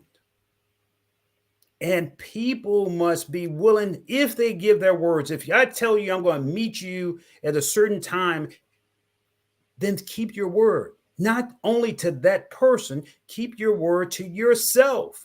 Because realistically, when you don't keep your word it's not affecting the person that you don't meet so much. It's affecting your psyche, because then you become a person that isn't grounded. You become a person that if you can't believe in you, then how do you expect someone else to believe you? Keep your word. Don't take advantage of someone else. If anything, help that person become a stepping stone so that you and that person can get to the next level together. We don't always have to be in competition. We must be willing to work with each other. So when I go up, I bring you up. How has leadership changed? We are no longer bringing each other up. We're stepping on each other in order to find our way. And the reality is, if you can't bring me up from our conversation, from our interactions, from our information that we put out, then what good are we doing? There's an old quote says, iron sharpens iron. Yes. Are you sharpening anyone today so that they will be better? But here's a real question. Are you sharpening anybody today that you will become better? Iron sharpens iron. Iron sharpens iron. Do you think there's a special type of person that makes the best and most effective leaders? Well, you said it earlier. There's nothing special about me. There's nothing special about you. See, here's the element that I found from dealing with people that have helped this Wade Randolph come out. It's not about the money. It's about the mission. Let me say that again, because that might have. Oh, yeah. It's not about the money. It's about the mission, because if you find a mission, the money will follow. If you are in line with what is it that you can do to help someone? See, all of us can't play basketball. All of us can't be as gifted as you in your artistry. All of us can't be another Michael Jordan. That's right. But we can be the best person that we can be by bringing out the next level of us. What's your mission? What is it that you're sick and tired of being sick and tired of? What is it that you're tired of seeing and you're saying, if I have the ability, I can do something about this. If I want to make an improvement in my home, then these are the things I can do. Sometimes you got to start small before you go big. No one wants to start small. They want instant success. Start small. I started with kids in school, talking about them how to communicate. I started talking to them about you don't have to live in the projects, that the people around you don't shape your life. You shape your own life. I started by talking with kids. And then some people said, why don't you start talking with adults? Why don't I hire you to be a coach? Why don't you start giving public presentation? I started small, but I had a dream that could become big. Sometimes you got to be willing to take the steps to lead you from the small to the big things. A big shot is no more than a small shot that kept shooting. Wow. Let's just, y'all, soak that in for a second, okay? A big shot. Can you say that again? A big shot is no more than a small shot that kept shooting. He kept shooting at his goal. He kept coming back again and again and again. He saw that brick wall and said, if I can't get over it, I'll go under it. I'll go through it. I'll go around it, but there has to be a way. Wow. So some of the people that you've coached to become successful leaders, can you talk about, I mean, obviously we won't go into people's business, but can you share some of the profiles maybe of the folks that you've coached? Sure. I like talking to business professionals. Okay.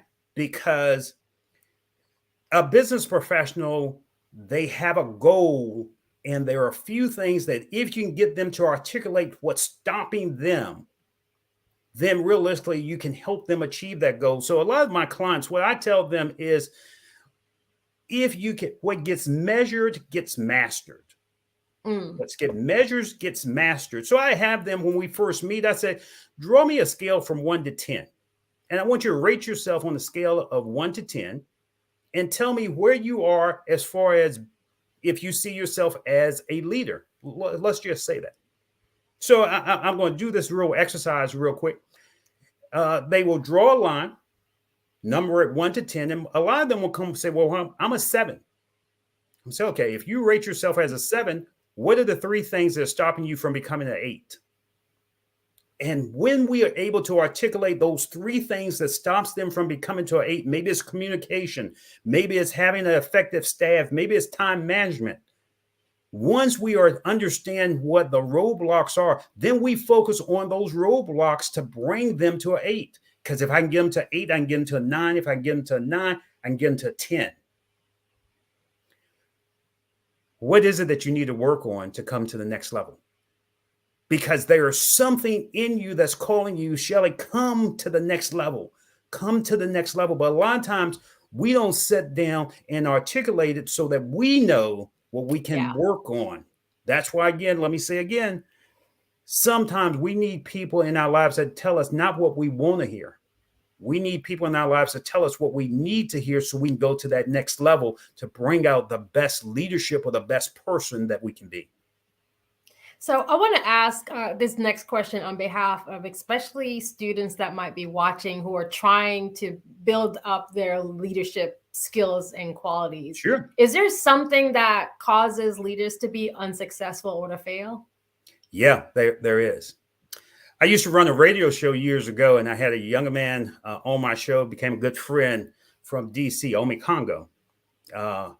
And I would say, Omi, why don't you like talking with older people? See, my kids say I'm getting older. I say, no, I'm getting seasoned. I get better like wine. And he said one statement I'll never forget. He said, because older people don't want to listen. Sometimes as we must stop talking and just listen. And I tell my clients, learn to, if you're having a problem with your team, if you're having a problem with your, let's just break it in, if you're having a problem in your household, take time to listen at a deep level. Take time not just to look at it from your perspective, look at it from other people's perspective. Listen at a deep level, because when we listen at a deep level, if you want real success, the people that are successful listen at a deep level before they open their mouth and run their mouth about their perspective. Nelson Mandela, in his book, The Mandela's Way, he used to bring people in and he would say, before I give you my perspective, I'm going to go around the room and listen to what your problems are, what's your perspective. And he would be the last person to talk. Yeah. What makes a leader successful? He listens at a deep level and he understands all perspectives before he will give his. Wow. Would you say that is the most effective trait, or is there another for a leader is listening? There are a few major traits, but listening is one. But the character, what's your character? Are you just showing up and you're showing people who you are just to feel what their mindset are? Are you showing up as being the real Wade Randolph? Are you putting on a show? Yeah. Or are you being real?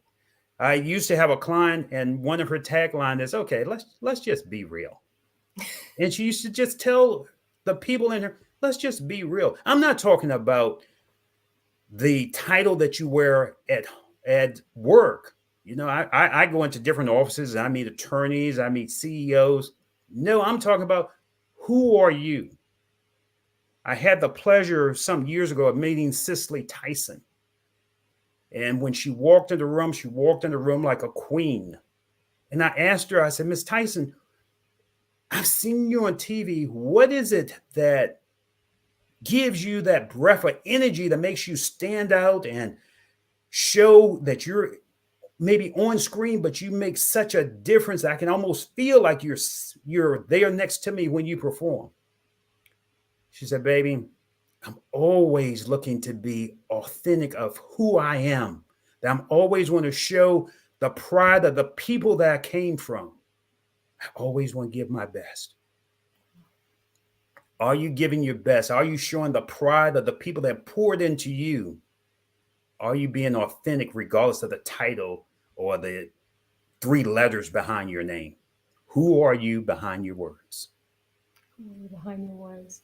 My next question is, I want to know what you would suggest is if someone wants to grow, or first of all, if anyone wants to grow their leadership skills, y'all need to contact Wade. Let me just say that, okay? And I know our producers will come on and tell me if we got time, because I do want to ask you about your book. But is there from your perspective, what would you suggest if someone wants to grow or strengthen their leadership skills? So let me give you a brief.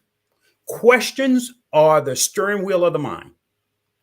Ask yourself, don't let your mind run wild. Get away from that television. Ask yourself a better questions. Questions are the steering wheel of the mind. So here's why I tend to help my clients develop. We look at what's your mindset. 2 things will affect a person: mindset and skill set. Mindset and skill set. And first, what we work on is mindset. So here's why I train my clients to ask them a question. The number 1 question we always work on is, who are you being right now? Who are you being? Are you being the best Wade Randolph and Shelley that you can be in this moment right now, or are you being less than that? Remember, I said earlier, what gets measured gets mastered. So just take a moment and start asking yourself, who am I being right now? What do I want to be today to bring out the best in me? What is it I need to do to make a difference today to bring out the best in someone else? Questions are the steering wheel of the mind. If we start working on your mindset, then we can work on your skill set to bring you up instead of leaving you where you are. Does that answer your question? That definitely answers. And also, y'all need to get in touch with Wade. That is. So can we? I think we have time. I do want to talk about your book. I think when I met you the last time, I was like, I've got to ask him more about the book. And so the book is called "How to Lead During Times of Change, Challenge, and Chaos." And I was just curious. So first of all, what led you to write the book? Because realistically, in this 45-minute segment, I can't give all the information that I know. This has taken me 18 years to develop, and tell you the Wade Randolph that you and I will talk with next year will be a different person. Yeah.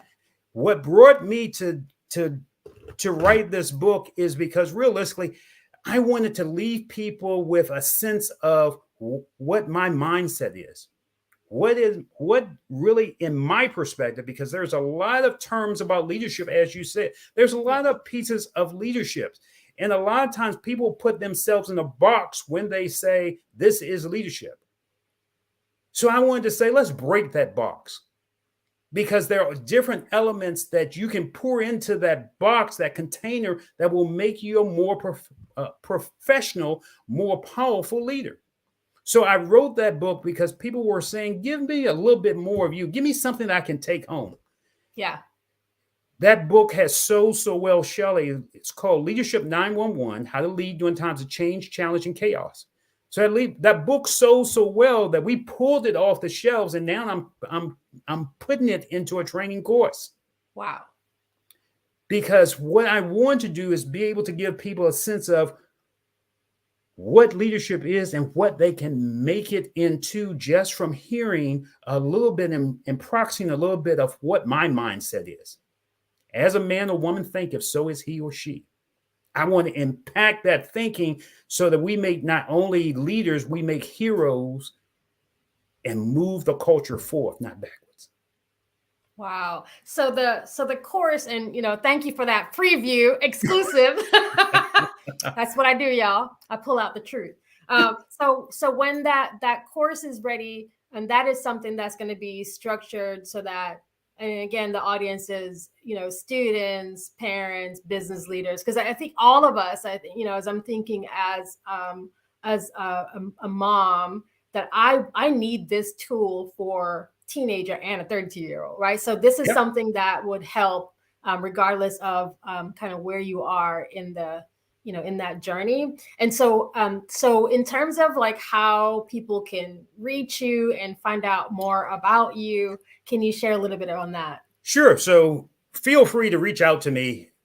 You can contact me at my office, 804-986-1050, 804-986-1050. Feel free to call my secretary or someone from my staff will get back to you, or reach out to me. My email is wade@themoreguy.com, WADE@themoreguy.com, or my company is randolphunlimited.net. Randolph, RANDOLPH, unlimited.net. Wow. So they're not pulling us yet. So we got a couple more minutes. So while I have you, Wade, we're going to solve some problems real time. Sure. Okay. So while I have you, and so again, production team, just, tell me to wrap it up and I'll wrap it up. But again, while we have you, because this is the season where a lot of folks are trying to improve themselves. We're closing out the year. So for the folks who maybe started the year with those resolutions and they didn't make it, and they're trying to think about, how they approach maybe some of the losses and failures or things that didn't happen this year. Sure.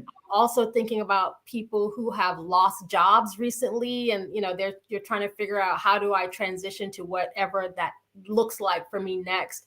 Do you have any encouragement or advice that you could help with people who are trying to, that's also a mindset thing. Is there any encouragement or Sure. word of advice that you'd share? So let's do that. And I appreciate the question. I tell people, number one, if you're going through tough times, just start not with the month or the week, start with the day. Pull yourself. So here's what I do. I created a course called Daily Productivity Planning. Daily Productivity Planning. And I tend to tell people, here's the first thought that I want you to do when you get out of bed. Don't reach for your cell phone. Let the kids do what they want to do. But ask yourself, remember I said questions are a steering wheel of the mind. What is it that you need to do to demand that your day go good? Let me say that again. What is it that you need to do to demand, not want, not what is it that you need to do to demand that your day go good? And list those. I want you to list those 5 things that you will do to demand to ensure that your day goes good. Here's number 2. In the evening, I want you to take 5 minutes and ask yourself, what did I do today to make a difference for me and someone else? What did I do today to make a difference for me and someone else? And I guarantee you, if you do those 2 exercises, it will start to affect your mindset that will allow you to start seeing things in a different perspective. Let's talk about the person that may have lost their job. I wrote a book a few years ago called Staying Strong Through the Storm. Staying Strong Through the Storm. And when I interview people for that book, they may have lost their job. The company may close. But what they didn't do is they didn't lose themselves. Wow. They didn't lose themselves. They started to say, what's good about me? What is it that I enjoy? And I had them to list, I call it Take 10 to Win. List 10 things that you overjoyed about you and what you do. And out of those 10 things, what are one of those things that you can circle that you might consider making a business? So I had one young lady that the company had closed. They had asked her to exit before the company closed so she couldn't get her pension. So what she liked doing is to working in yards. So I said, why don't you take that and ask your friends, can you start doing a yard business for them? She did that. And then 3 months later, she started her own business. A year later, she had enough clients that she was replacing the revenue that she had lost. What is it that you like to do? What type of business can you start from what you like to do? And ask your friends to service them until you can build your own clientele. Wow. Remember, I said, as a man or woman thinketh, so is he or she. If you're in dark times, we've got to change your thinking so that we'll help you find the light. Wow. Thank you so much for that. We're down to about a minute left on the clock. And I just want to make sure that I do give you a proper thank you, not only for sharing with us about all of your thoughts behind leadership, your expertise, obviously, and everything that you've been doing in business to support not only your clients, but also the community, but really thanking you for the extra jewels that you shared about how we can really lean into being better leaders and, rebounding after failures and how we kind of take this and make this into a practical, not just a discussion, y'all, but actual practical advice. Wade, thank you so much for coming on the show. No, thank you for being you. Have a great morning. Thank you. Y'all, that was so amazing. I'm so full of joy right now. And as we're going to continue the show, I just want to, again, do a quick shout out and thank you. So let me tell you about the scholarship. And part of the reason that we're here is because the Black Business Expo's mission is to raise funds for high school seniors going to college or K through 12 entrepreneurs. And so that's why you hear me referencing our students who also may be watching. This expo is actually a fundraiser for students, and you can go to www.blackbusinessexpousa.com to donate to the scholarship fund, or you can use the Cash App on the screen below at BBX USA. Our goal is to give laptops and up to $5,000 to 10 students. And students, you can register online at blackbusinessexpousa.com.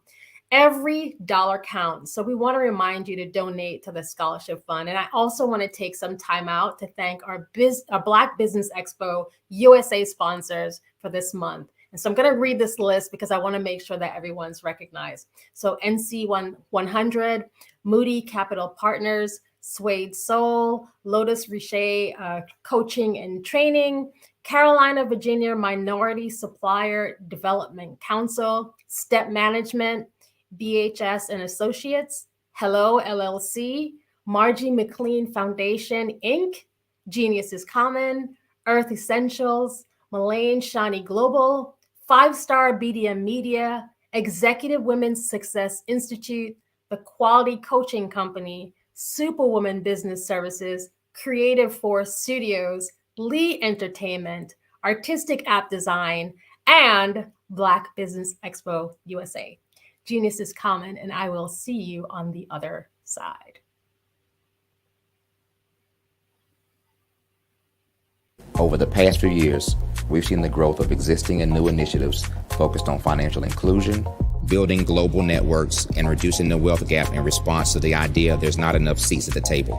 Whether their outcomes are to increase the representation of Black executives on corporate boards, ensure an inclusive global economy, or to create new U.S. African commercial pathways, the strategies are often carried out by separate programs. The question is, should they be? With the continent of Africa being home to more than half of the world's fastest growing economies, the youngest workforce, over 400 companies generating more than $1 billion annually, 700 generating more than $500 million annually that are poised for growth, and being the destination of nearly $5 billion in venture capital in 2021. Diversifying U.S. and Africa commercial engagement by building bridges between African businesses and their U.S. diaspora should begin being seen as mutually beneficial. From helping to reduce Africa's enormous capital gap to catalyzing two-way trade opportunities, the COVID-19 global pandemic hopefully has taught us that global challenges and opportunities are more interconnected than we thought. During the pandemic, African companies like Unicorn Flutterwave, insurance provider Reliance Health, ride-hailing app Yasir, and 54Gene, the continent's first bank of DNA on people of African descent, proved that when African companies have access to networks, capital, and information, they grow big, grow fast, and create solutions that are valuable to the world. This is why Be Direct was created. We are the first U.S.-based but African-centric board preparedness and board search company designed to connect U.S. Black talent and corporations to African businesses. Unique and fundamental to Be Direct's success is our process of helping board candidates adapt their experience and networks to an African context before they're connected to high-growth companies that are looking to locally and globally scale. From our focus groups with African business execs and government leaders, we don't ignore the sentiment that business is easy, but people are hard.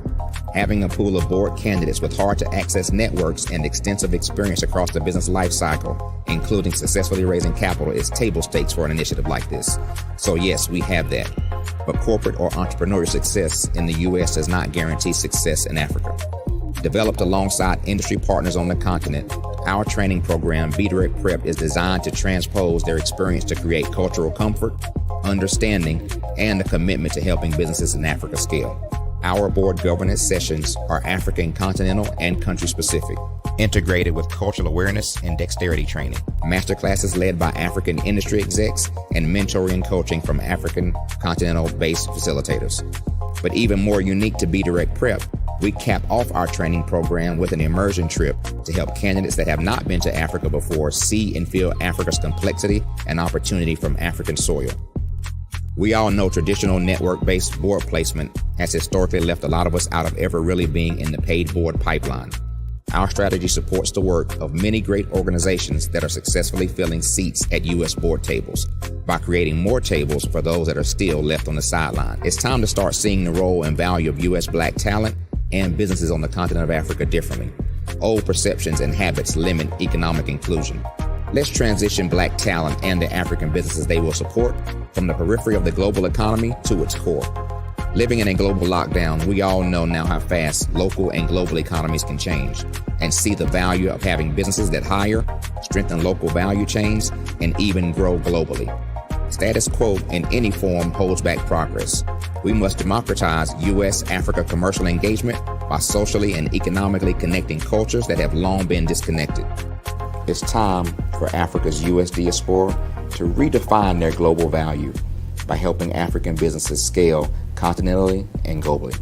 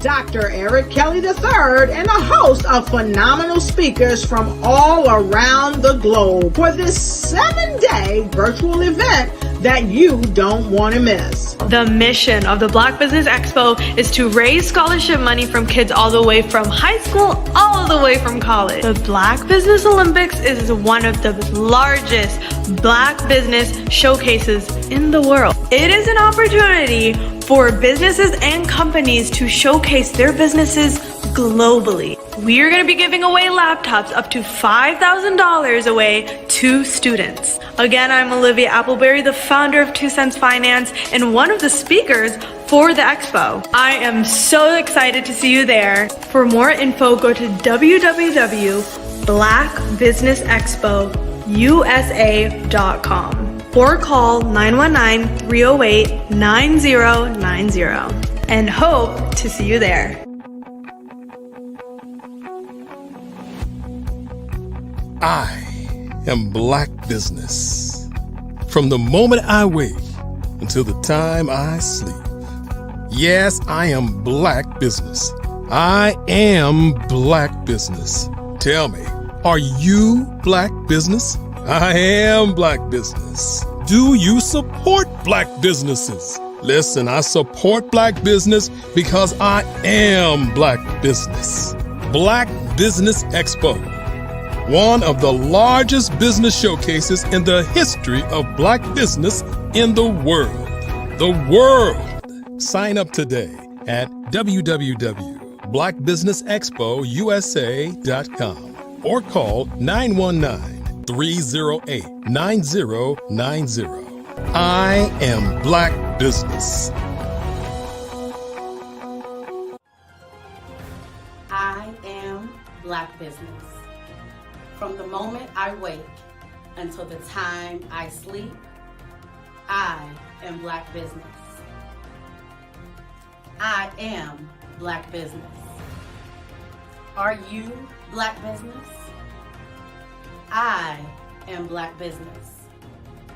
Do you support Black businesses? I support Black business because I am Black business. Black Business Expo, one of the largest business showcases in the history of Black America in North Carolina.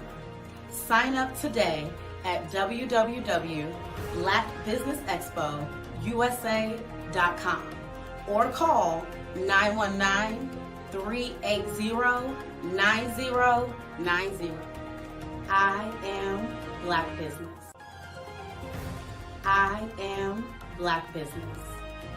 From the moment I wake until the time I sleep, I am Black business. I am Black business. Are you Black business? I am Black business. Do you support Black businesses?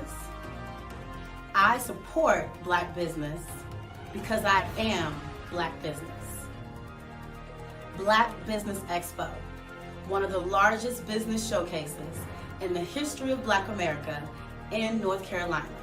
Sign up today at www.blackbusinessexpousa.com or call 919-380-9090. I am Black business. I am Black business. From the moment I wake until the time I sleep, I am Black business. I am Black business. Are you Black business? I am Black business. Do you support Black businesses? I support Black business because I am Black business. Black Business Expo, one of the largest business showcases in the history of Black America in North Carolina. Sign up today at www.blackbusinessexpousa.com or call 919-380-9090. I am Black business. I am Black business.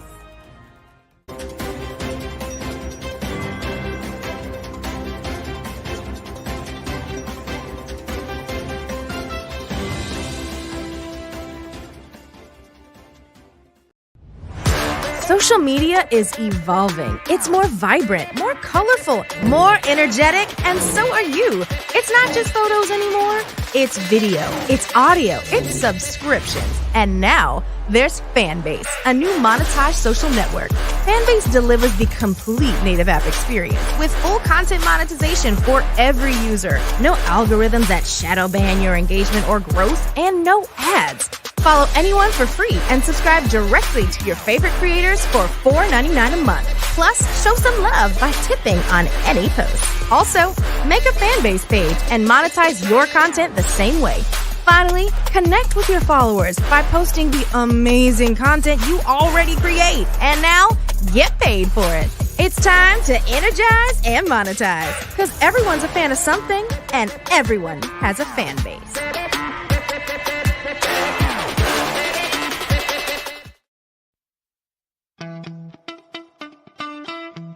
How many times have you been asked to help someone you didn't even know? A student, a business entrepreneur?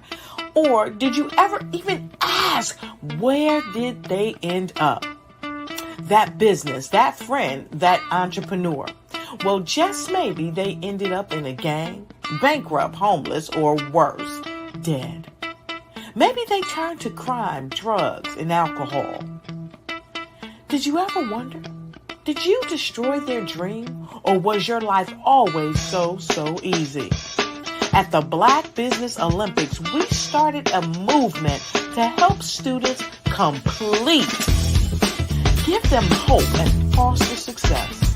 Help them to leave their dreams of providing laptops, computers, and up to $5,000 in scholarship funds. Today, we ask you to help a student, a business owner, or an entrepreneur to realize their dream by sponsoring them, supporting them, and buying from them. Consider this. With $1.6 trillion in our Black community, we only ask for a small donation for our students, our businesses, and our entrepreneurs. And you can change a life today. So I ask you, what are you going to do? Sit on the sideline and watch our students in high school be leaders, miss out on their dream from lack of resources? Or are you going to donate to the movement and change their future and yours as well? Give us a call today at 919-308-9090. Change their life by investing with action to the Black Business Olympic Fund. The Black Business Olympics, one of the largest business showcases of Black business in the history of the world.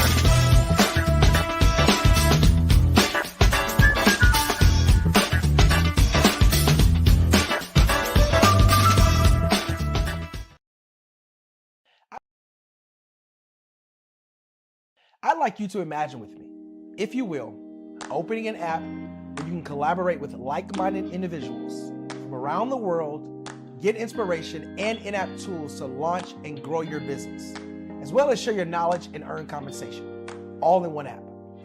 Well, the name of that app is Truso, short for Truly Social.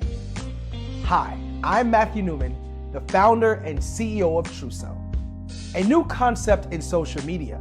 Truso is designed from the ground up to be a platform that's both social and empowering for all its users. How exactly do we do that? I'm glad you asked. First, Truso brings the world together via video. Psychologists assert that video provides a significantly more effective connection than audio only. When you enter a community on Truso, you're face to face. Second, on Truso, you don't have to have 1 million followers to monetize.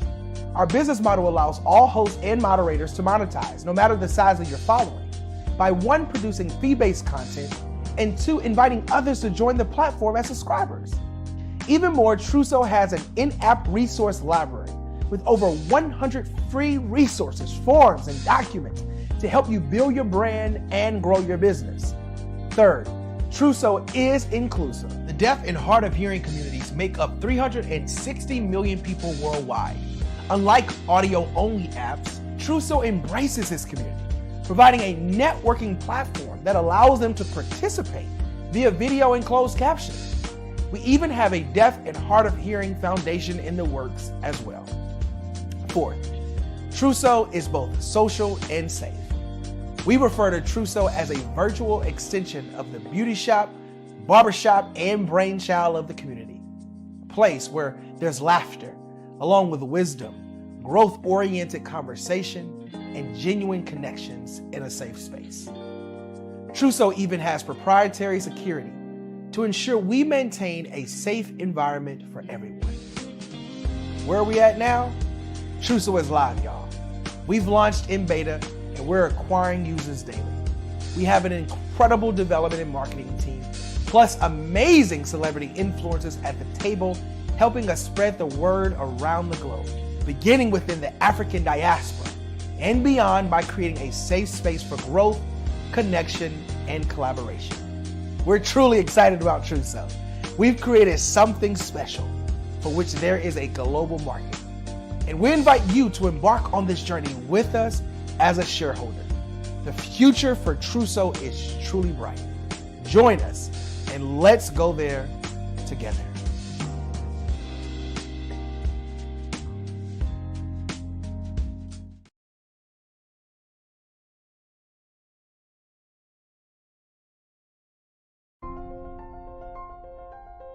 What if you could build your own city?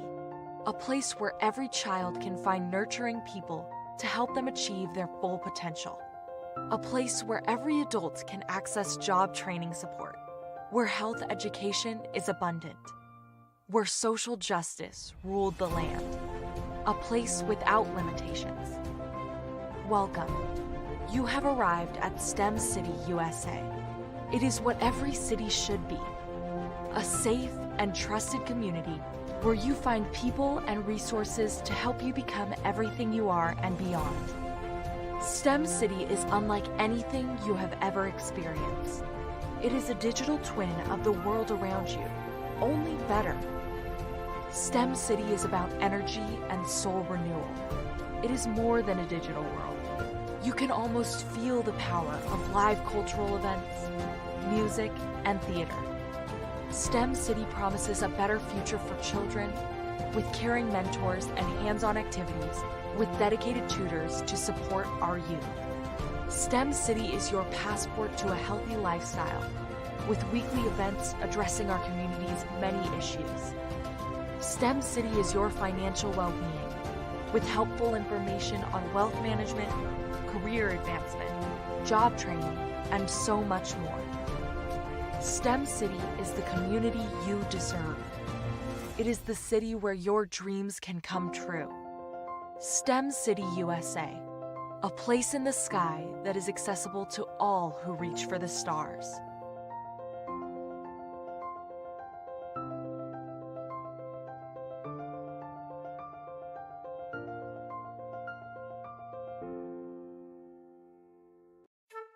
This is Dr. Arnold T. Petsworth. He's the owner. This is Dr. Arnold T. Petsworth. He's the owner of Petsworth Vet World, a veterinary clinic in Hopton, Connecticut. His patients include dog, cat, frog, fish, Goldie, dog, and this alpaca. Due to doctor-patient confidentiality, we can't tell you their names. Business at Vet World was steady, and then quarantine hit. Neighbors brought new four-legged friends into their homes. Bunnies. Bunnies everywhere. Dr. Petsworth welcomed these new patients with open arms. The only problem? There were more appointments than he could manage. That's when Dr. Petsworth turned to his American Express business card, which offers spending potential that's built for his changing business needs. He decided to hire a new assistant, Julio, and with spending power built for business purchases, he used his card to furnish a new exam room. Together, Dr. Petsworth, Julio, and American Express Business made sure all the pets of Hopton got the love and care they deserve. And everyone was happy. Get the card built for business by American Express.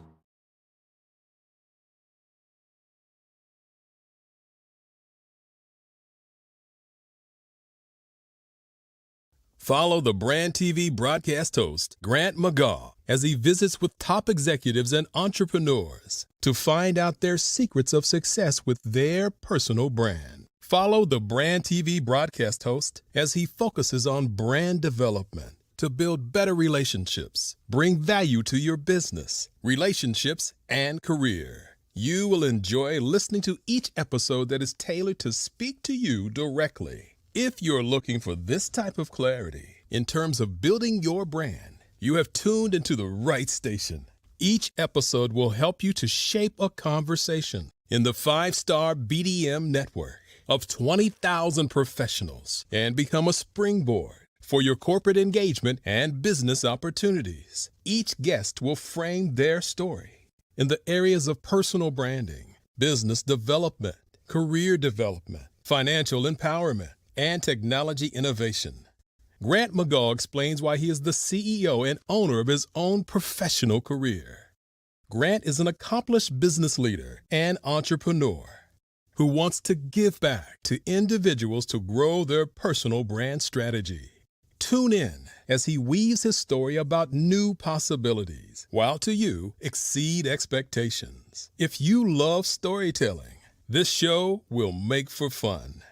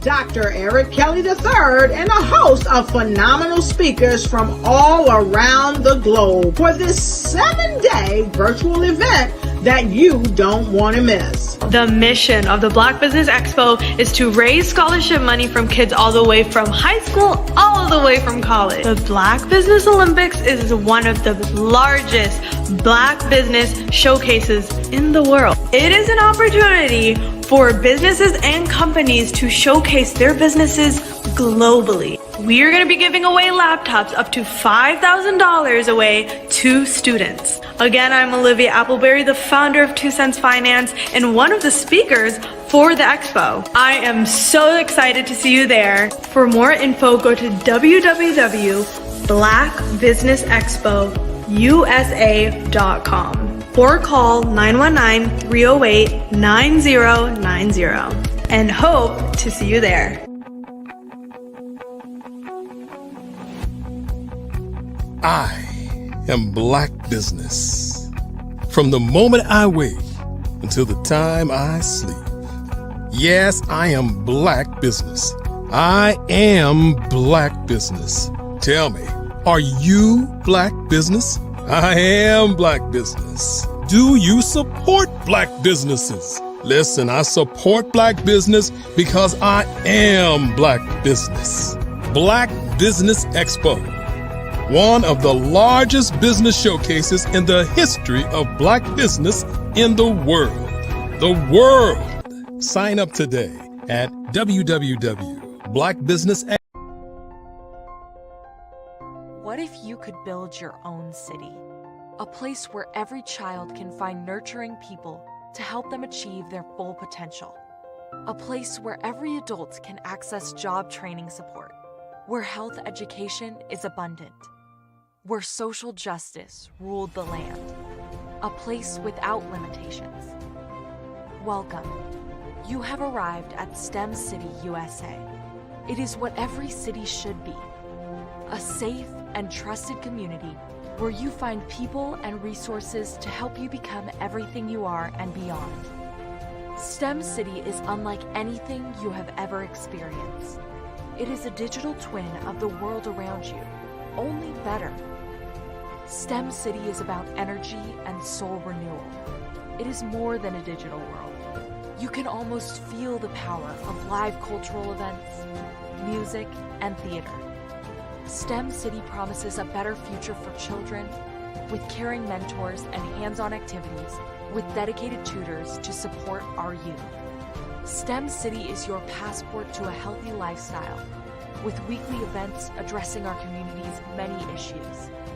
STEM City is your financial well-being with helpful information on wealth management, career advancement, job training, and so much more. STEM City is the community you deserve. It is the city where your dreams can come true. STEM City USA, a place in the sky that is accessible to all who reach for the stars.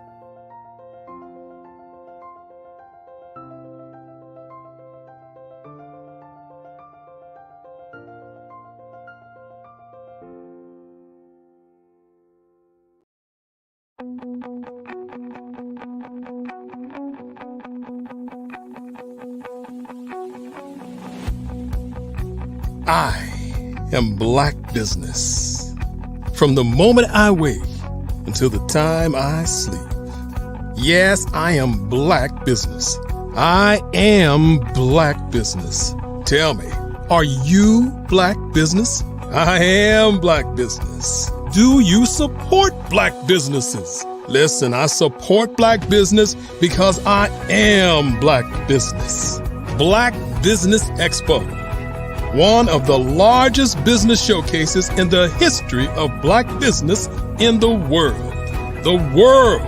Sign up today at www.blackbusinessexpousa.com or call 919-308-9090. I am Black business.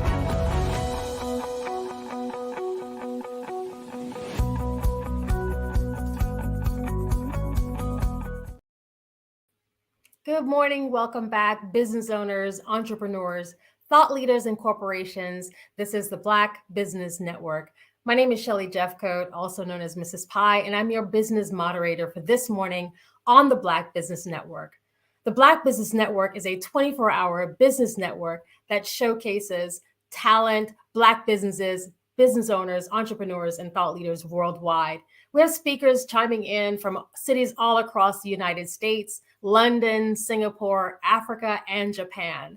And you should know that the Black Business Network is a global community sharing its business knowledge to empower, inspire, and educate businesses about business. I'm really excited that our next speaker that's joining our show is one and only Dr. Barbara Wright. She is a pioneer in grant writing, and I'm so excited to hear more about all and everything that she has to say on this particular subject.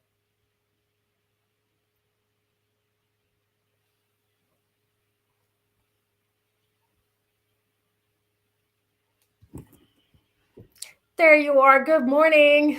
Good morning. How are you?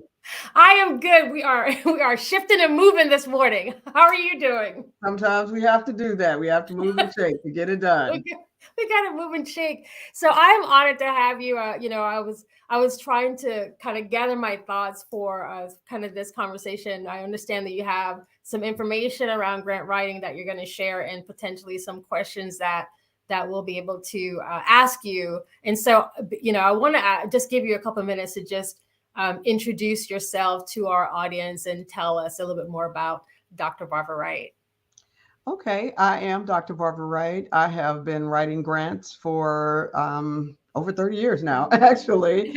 And I've had lots of successes in grant writing and winning over 100 million in grants. Two of my grant writing success organizations have been Housing Authority of Kansas City and Kansas City Public Schools, although we've written for churches, we've written for organizations and all different types of people. But I wrote specifically for Kansas City Public Schools for 4 years and was able to do lots of funding, help change a lot of lives. And grant writing can change a lot of lives for organizations and for those people that they serve. My slogan is that I help manifest millions for missions who are providing miracles to many. Please repeat that so that all of us can capture that. So repeat your slogan. Okay, that slogan is my 10 seconds, my 10-second elevator speech, which all of us need. So yes. I help manifest millions for missions who provide miracles to many. Wow, that is amazing. So y'all, we're getting not only grant writing, expertise, but y'all are going to get some expertise on just communications. So I wanted to find out, because you've done this for some time now. Can you explain? And again, our audience is kind of mixed, so we have students and business leaders and entrepreneurs. But can you explain what a grant writer does, and how did you even get into this space? Basically, I got into this space because I was hired by an organization, a major organization, that gave me responsibility for 756 youth and 5 family development activities and programs and projects with no money. What? And I was like, oh my God, how am I supposed to do this with no funding? And that is what made me start writing proposals and going around knocking on doors and becoming what I called then a professional beggar, because I wanted to provide the best programs and services that I could for youth and families that were in public housing. And so that's what made me become a professional beggar. But I believe part of the gift I was born with, because I was writing raps, rhyme songs, plays and everything from the time I was born up until, becoming an adult. So that same writing ability went into the grant writing. So is there a specific, so you said this is a gift. Are there a specific set of like skills and other qualifications that a grant writer needs? Because I think one of the things that was interesting to me as you started to talk a little bit about your background and your mission statement, that makes it very clear that you're solving a problem, you're solving a need. So are there other qualifications or skills that you think and maybe that's helped you become successful? Yes, the creativity is very helpful. My background is communication, writing, and business. So For other people, you don't necessarily have to have the gift. It is great to be creative because grant writing is storytelling. And that is why that communication and writing is so important. To me, teachers make great grant writers, nurses make great grant writers. Anybody who has to be detailed and tell the story of others make great grant writers. So just because I say I believe I had a gift, that gift was really the gift of writing stories and telling stories that I used in grant writing. But anyone can learn to do it now, especially with the AI and some of those other things. There are probably going to be some people that are better than others at it, but I believe anyone can write a successful grant if they are passionate about what they do. So strong writing, research, communication skills are essential for just crafting a great proposal.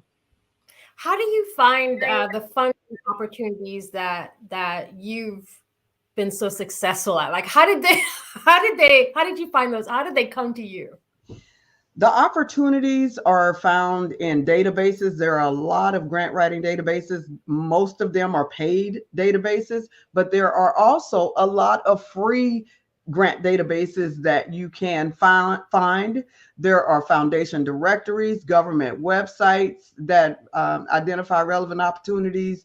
You can network with industry professionals, and a lot of times the industry, certain industries like construction manufacturers or manufacturers of certain products will provide you with grants that are available because they know if you apply for that grant, you're going to need their programs, products, and services. So that's a great place to find grants as well. So is there a typical process writing a grant proposal? Is there what does the typical process look like? Basically, in the step-by-step grant writing, I say grant writing is finally made easy through my books and programs and services and training.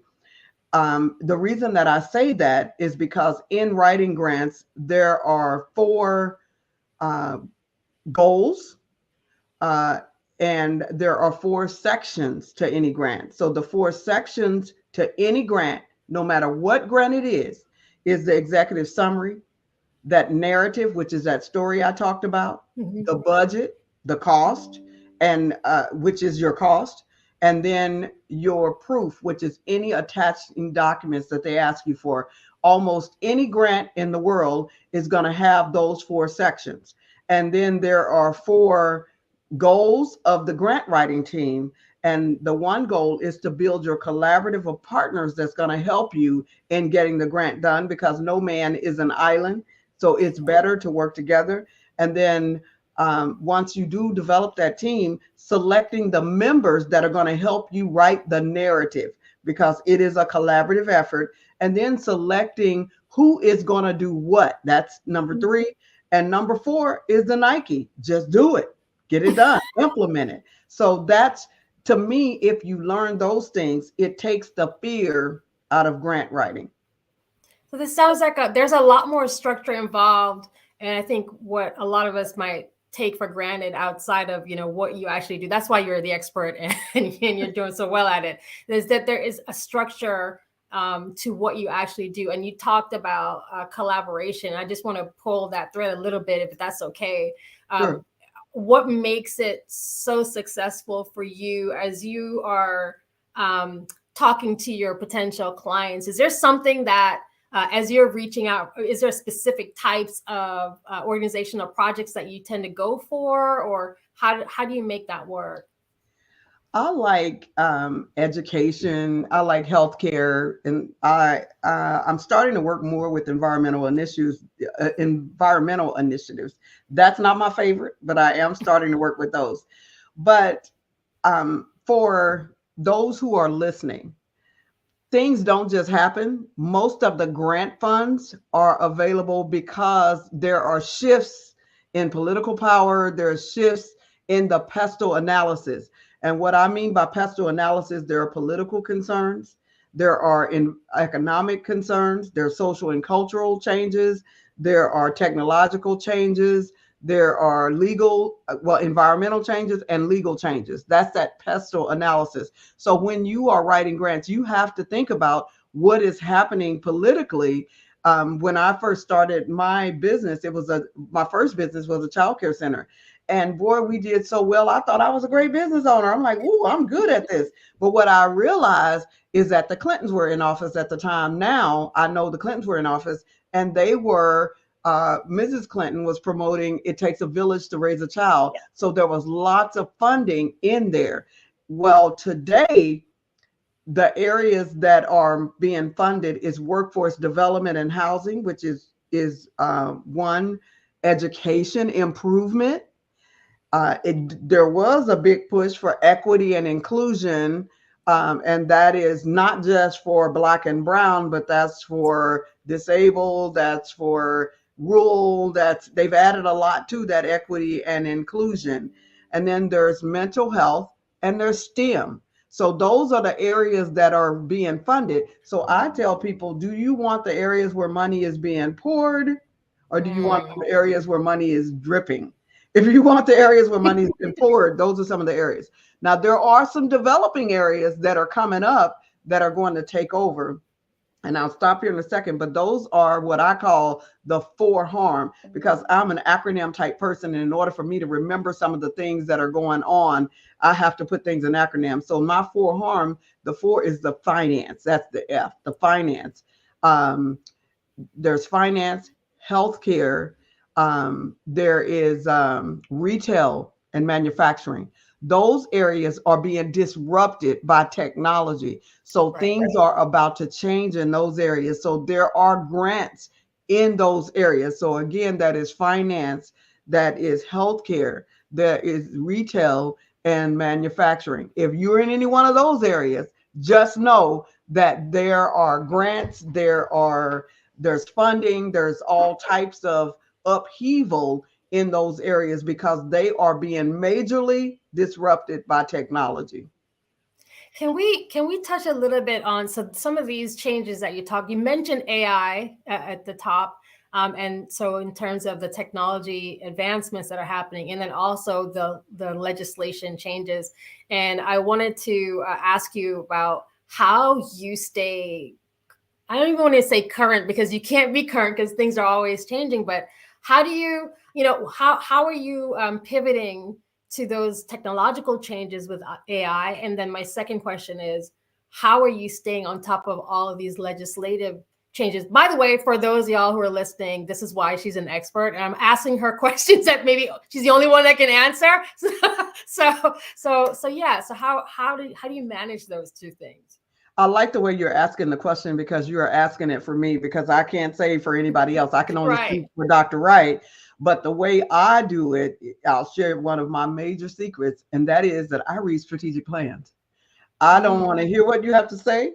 I don't listen to the TV or the news. I listen to what you write in that strategic plan, because I know you've discussed that with your board members. You've discussed that with your advisory board members. You've discussed that with the people that are in key power. So I want to know, what in the world is your advisory board saying, or your board members saying in that strategic plan? So as far as the strategic plans is concerned, if I am applying to an organization for a grant, I am going to look at that funder's strategic plan.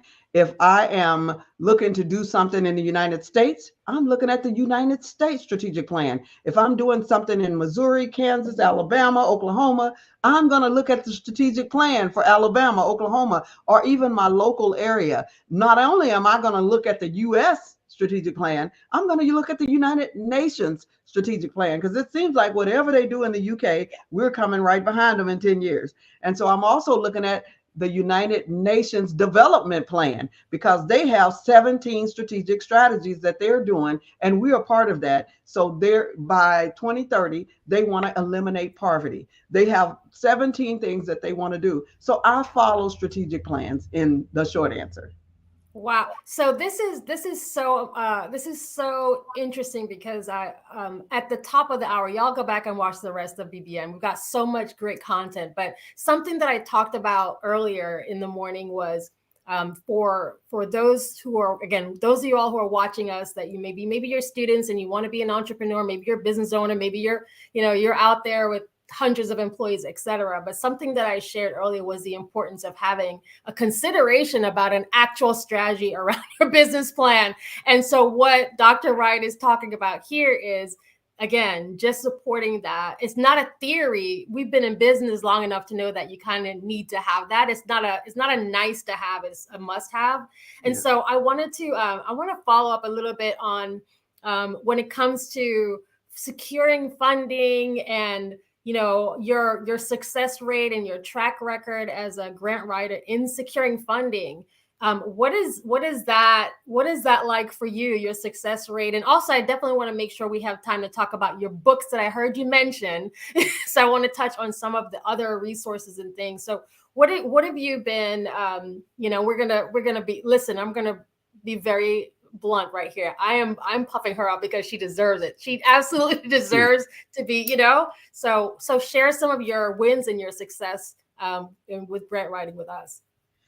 As far as grant writing is concerned, a lot of it depends on who you're writing for.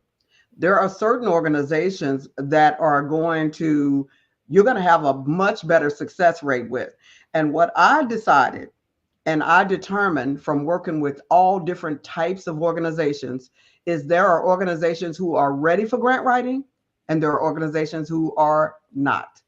And for those who are not, you only have a 25% chance. I don't care how good your grant writer is.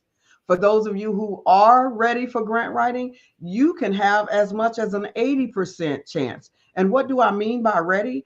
I mean that those organizations have already registered on sam.gov and grants.gov, who used to be combined, who have recently broke up. They're no longer married on one website. So you have to go to 2 different websites to register there. For anybody who hasn't done it recently, you'll know what I mean. But anyway, at sam.gov and grants.gov, to make sure that you are registered, to make sure that you are no longer just dependent on that DUNS number, because that is no longer used by the feds. They are using what's called a unique entity identifier. So for those who have that unique entity identifier, that might move them up from the 25% to maybe the 30%. What moves you up higher is the fact that you are established and you have already been doing some things. Your name is out there. A person can find your name. If they Google your organizational name, they can find your name out there. They can find you on social media. You have already developed a brand. So that starts to move you up maybe to the 40% range. But what moves you way up is that you have been funded before. So one of the best things to do is to get someone interested in funding you, no matter how small that amount is, because that moves you up to being funded. Now, one of my clients in Quincy, Illinois, I wrote her 501c3 last year. And last year, by the end of the year, she was already funded. Wow. Because, it takes time for them to get the 501c3. And she was funded a total of 1.2 million guaranteed if if she dots every I and crosses every T, and then it could be funded for as long as 40 years because that's the sunset on that particular grant. I have people that with Kansas City Public Schools, I wrote a grant years ago. They're still getting that grant. It was about 4.5 million a year. They are still getting that. I wrote a grant through VOCA, Victims Against Crime, the Victims of Crime Act, I believe is what it is. And they are still getting that grant, a Head Start grant. They're still getting those grants today. So sometimes you can write a grant and you can be long gone as a grant writer, and these people are still benefiting. That's why I don't understand why people don't like to pay the grant writer, because if you get one that can really help you, you may get that grant for years. But now I'll tell you about Kansas City Public Schools. When I went to work for them, they had not had a grant writer for 9 years. So we had no protocol. We really didn't have policies and procedures. So I had to first set those up, policies and procedures and protocol, and who I would help this week and who I would help next week and all of those different things. And then we didn't have the greatest name, honestly, because we did not have our accreditation. We had 4 social workers for 16,000 students. We had all kinds of issues. So it was rectifying some of those things, and it was putting a face with the name and taking Kansas City out there and turning us into something that we weren't, to where people would start to fund us. One guy told me, we haven't funded you. This is a major national organization. If I called their name, you'd know it. So we haven't funded you in 30 years and we're not about to start, and after I got through massaging and loving on them, they only get $1 grant a year. They gave us 3 grants in 1 year. 2 of them I asked for and gave us an extra one to build capacity. So your relationships is going to determine how closely you move to funding. So no, Dr. Wright don't guarantee anybody anything, because there's so many different caveats that determine whether you're going to get funded. But if you have been funded before, you are closer to that 80%. If you've never been funded, you're brand new out the gate, 25%. And see, y'all, this is why, like I said, call it what you will, but this is why I wanted to make sure that this is on record, on this live, and y'all catching it in the replay. That when you're working with a grant writer, first of all, is understanding the value of a grant writer, but there are successes because they're measured by success as well, that you want to make sure that you're working with someone that has proven success, not just marketing, not just great marketing, because that won't help. And I wanted to talk about the tools and the resources and everything that that your company, that you're offering to potential clients. I just want to make sure that we capture that as a part of the conversation. And then I'm going to come back with some other questions, hoping we have more time. But can you talk some more about you mentioned books? I caught that part. So, tell us about some of the things, tools and resources that you have. Okay, I am a nonprofit, so all of my tools and free resources are on certifieddreambuilder.com. certifieddreambuilder.com. I have 25 books that I've written on topics that are where money is pouring, not dripping. Those books are grant writing for domestic violence, grant writing for reentry, grant writing, getting ready for grant writing, because that's where most of us have problems. We're not ready, and we think we are, but we're not. So helping people jump through those 7 phases to get ready for grant writing. I've written a lot of do-it-yourself books. So those are books to help people do it themselves. I also provide free grant writing training on Clubhouse and Zoom every Monday and Thursday at 10 a.m. Central Time. So those are free workshops that anybody can come to live on Zoom and on Clubhouse by audio for free. And on my website at certifieddreambuilder.com, there are a list of all of those free resources that I have put on there that are free for you to access if you join. They're personal, academic, professional, business, all types of just free resources that a person can get. And the other thing that I developed, because we live in a technological age, I developed 2 apps. One is a grant writer. It actually writes a grant writing template for you that you can turn around and use in AI to perfect your customized grant template. Wow. So no longer are you having to write it yourself. It's on iOS and the Android platform called 1 Hour 2 Grants and 1 Hour 2 Funds. That's the number 1 and the HOUR 2, the number 2, the digit 2 funds. 1 Hour 2 Funds, 1 Hour 2 Grants. Because if you have all of your information gathered and you can enter that within an hour, you instantly print out a full 15-page, up to 15, 20-page grant for your customized for your organization based on the answers that you give. And what it does more than anything, it helps you to organize everything that you need to organize to be ready to walk through the funding door. And that's what most people have trouble with. They don't know how to organize. This app makes you answer those questions before you walk, that you have to answer before you can walk through the funding door. So those are the things that I do offer, is training, apps, workbooks, do-it-yourself workbooks. That is an overwhelming amount of access and hold on, resources, and there's a lot of free information, which quite frankly, I gotta be charging y'all. Okay. Trust me when I tell you that this is so valuable for, again, there are a lot of individuals who want to, they want to start a nonprofit. They're, felt the passion and the purpose and all that. They're trying to figure out how to get the grant writing. If you don't have access to a Dr. Wright, you can still access Dr. Wright through all of these resources. And can you say that website one more time? It's certifieddreambuilder.com. Certifieddreambuilder.com. Thank you for that. So I'm watching the chat to make sure we don't go over in time. Production, y'all tell me, because I have more questions for Dr. Wright when it comes to grant. And I also want to make sure that we give you time to, to share anything that we're not missing anything from your perspective. So I wanted to find out about, you mentioned, we're talking a little bit about understanding, grant writing, not just from a U.S. perspective, but the fact is that you have your eyes and ears to what's happening in other locations, UK, etc. And you talked about some of the things that happen in the UK and how it impacts the US. And so I wanted to find out how, or if you work with organizations in different geographical locations, because obviously we are a global program today. And so how, do you work with folks outside the US, and how is that process? Is it different from what you do in the US? And can you just talk to that? There are lots of regulatory requirements internationally. We have our embassies. We have all of these different regulatory requirements that they have to jump through.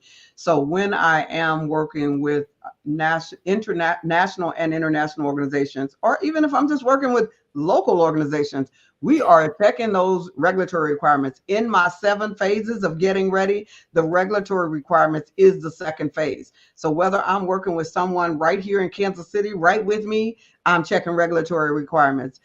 Or whether I'm working with someone nationally or internationally. I met with 19 African countries. It was one of the best days of my life. When they brought on the music, and I was just like, I felt like I was just right at home. It was, I felt like I was right at home because it was just so amazing. And what I find is people are people, and some of the same games that we play in the US, they play them everywhere. So you have to be definitely aware of what's going on in your territory. And what I do is make sure that I become so well versed on whatever that area is that I'm working in that I can probably tell you some of the things and some of the statistics that's going on in your area, because there are stats for everything under the sun. So I can look at the statistics to tell me what is going on. And I know that statistics lie. So I look at a variety of statistics to kind of give me an idea. And I look at websites like worldometers.info, which gives you up to the minute number of births and number of deaths and how many computers are selling and emails. And it gives you lots of information. And so I make interpretations based on what I read a lot of times in those statistics, because I call myself the business prophet. I'm not just dependent on myself. I'm dependent on, some outside influences to help me in determining what those statistics mean. I'm praying on answers. Right, exactly. I love that. So this, and again, I just want to make sure we have that out on record, because we have folks that are watching across the world. So the short answer is yes, for real, and y'all need to get in touch with Dr. Wright. And so, so in this kind of the state of this industry that you're in, do you see, where do you sense that this, this business, this industry that you're in, where do you see it going, especially with maybe the impact to technology and all the changes that we're going through right now? Basically, I see becoming more of a strategic planner and consultant. The writing is probably not going to be first and foremost. I've been called by so many different agencies. In fact, yesterday, a national organization called me and said, we want you to sit in on our conference, and then we want you to tell us what you heard. So and that's happening for me so much. I'm like, you want me to sit and listen to you all talk for 2 days or a week, and then you want me to give you my review of what I heard and write a report on what I heard. And so I'm finding that I am moving more towards strategic planning. So for those of you who have the ability to do strategic planning, nothing really lasts longer than 10 years, it seems, without you having to revise it. And so whatever we're doing, if you're starting a business and you realize that it's not like it was in the past, to where we didn't have so many changes, to where you could start a business and you know that you was going to die with that business. Yeah. It's not like that anymore. When I was teaching high school, I taught high school business education, personal finance, all of the computer classes. I told my students that I had read a statistic saying that they were going to change jobs 35 times before they moved here. 35 times. And now you almost see it. Either they're changing jobs, they're changing businesses, or they're having to create a business because they've lost their jobs over and over and over again. I didn't quite understand where that statistic was coming from at the time, but I definitely understand it now. So what we have to do is be ready for those changes. So as far as what I see for grant writers, because AI can, if you know how to coin the prompt, AI can write a decent basic grant, but it's not ready to be submitted. That's right. After you write it, you still have to go in there and you have to know, like for somebody like me, it's a blessing, because sometimes we would get writer's block. Well, now there's no such thing as writer's block, but it also means that I don't need as many people as I used to. Or before, I was paying $50 to $100 an hour to try to get someone with the right credential to help me. Well, now, being that we have AI, all I have to do is give them the prompts. I need you to put this prompt in, this prompt in, this prompt in. And then the AI gives me something, and then I can revise what I have. So therefore, great grant writers, I get calls every day. I'll turn people down daily that get my number. And I always tell people, do not give my number to anybody. Right. Schedule an appointment, and I determine whether I will take the appointment. So mine is a little different. So that's why I offer the freebies, because I know that everybody can't afford my services. Yeah. Grant writers charge anywhere from $25 to $250 an hour, and just know I'm on the higher end of that.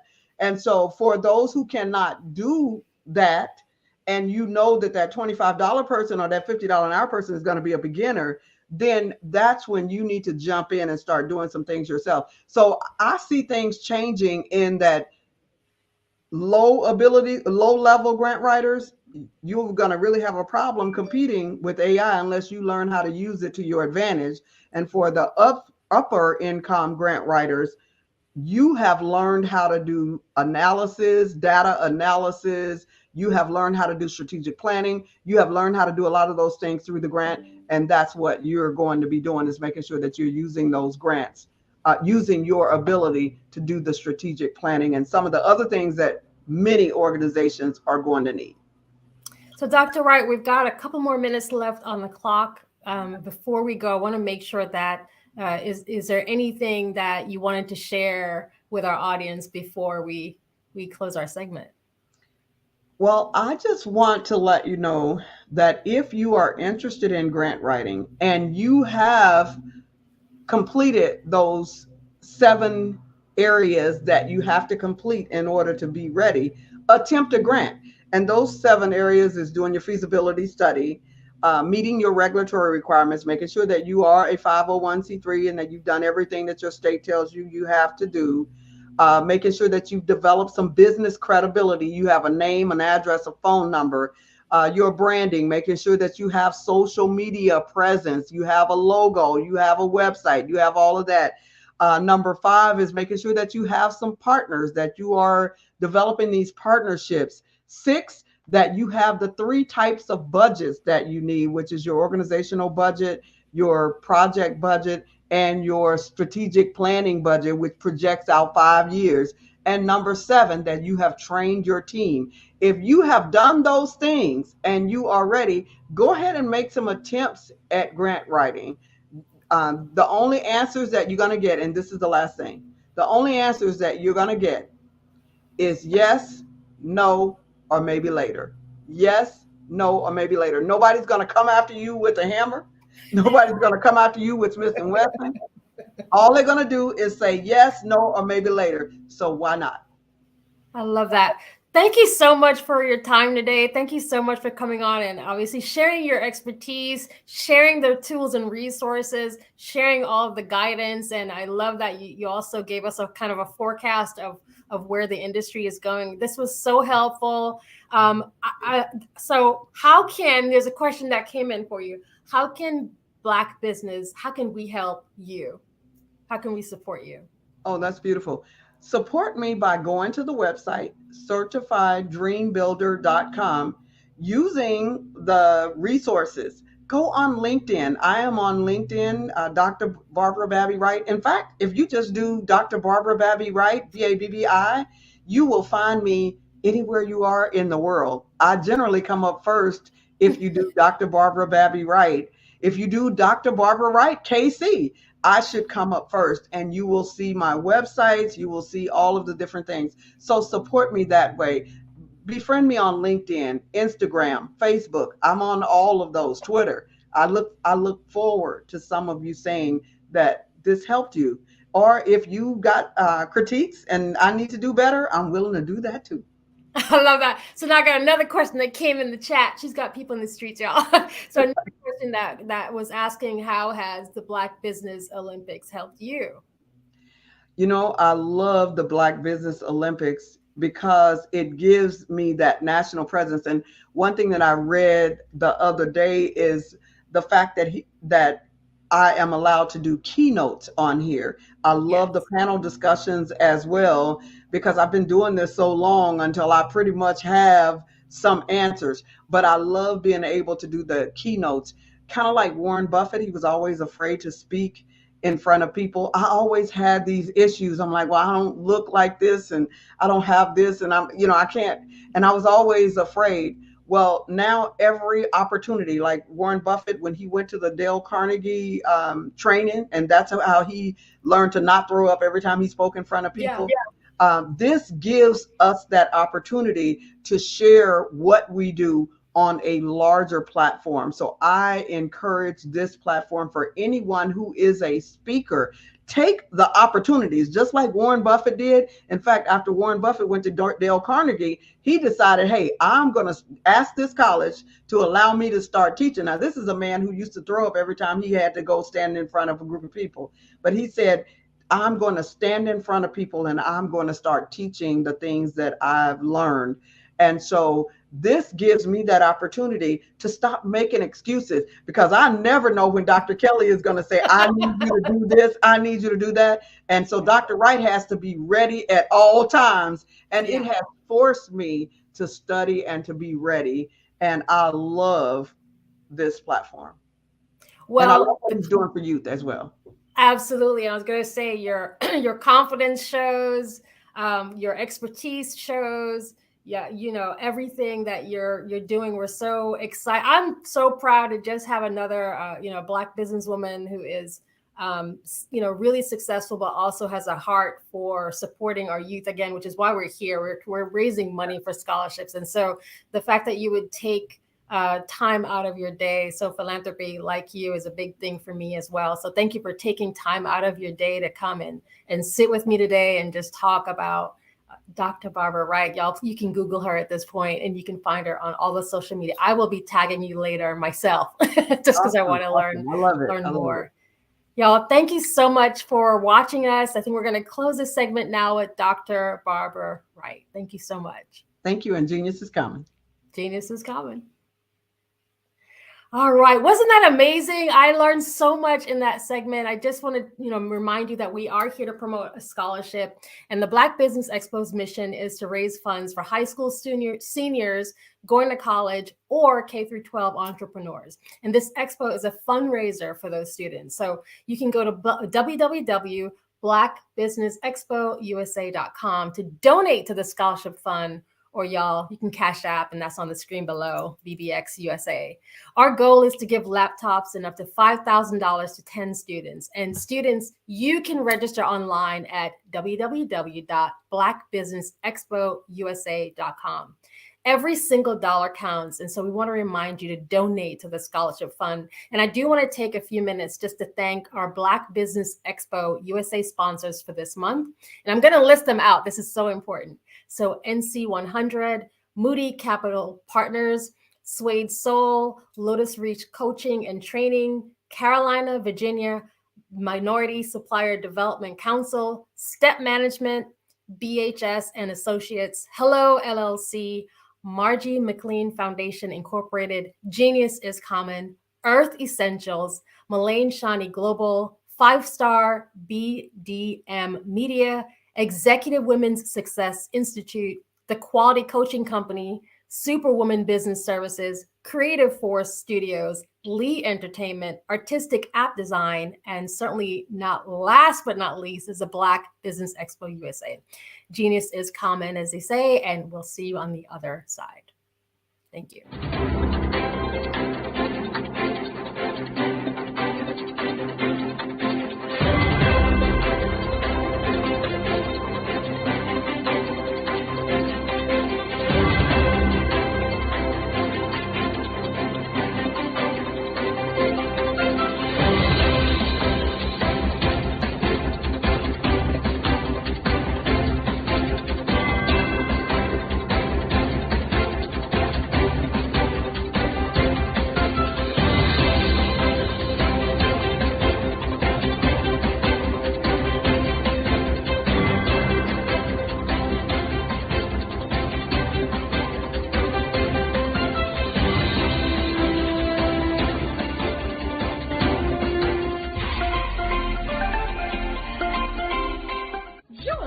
Dr. Eric Kelly III and a host of phenomenal speakers from all around the globe for this 7-day virtual event that you don't want to miss. The mission of the Black Business Expo is to raise scholarship money from kids all the way from high school, all the way from college. The Black Business Olympics is one of the largest Black business showcases in the world. It is an opportunity for businesses and companies to showcase their businesses globally. We are going to be giving away laptops up to $5,000 away to students. Again, I'm Olivia Appleberry, the founder of 2 Cents Finance and one of the speakers for the expo. I am so excited to see you there. For more info, go to www.blackbusinessexpousa.com or call 919-308-9090 and hope to see you there. I am Black business. From the moment I wake until the time I sleep. Yes, I am Black business. I am Black business. Tell me, are you Black business? I am Black business. Do you support Black businesses?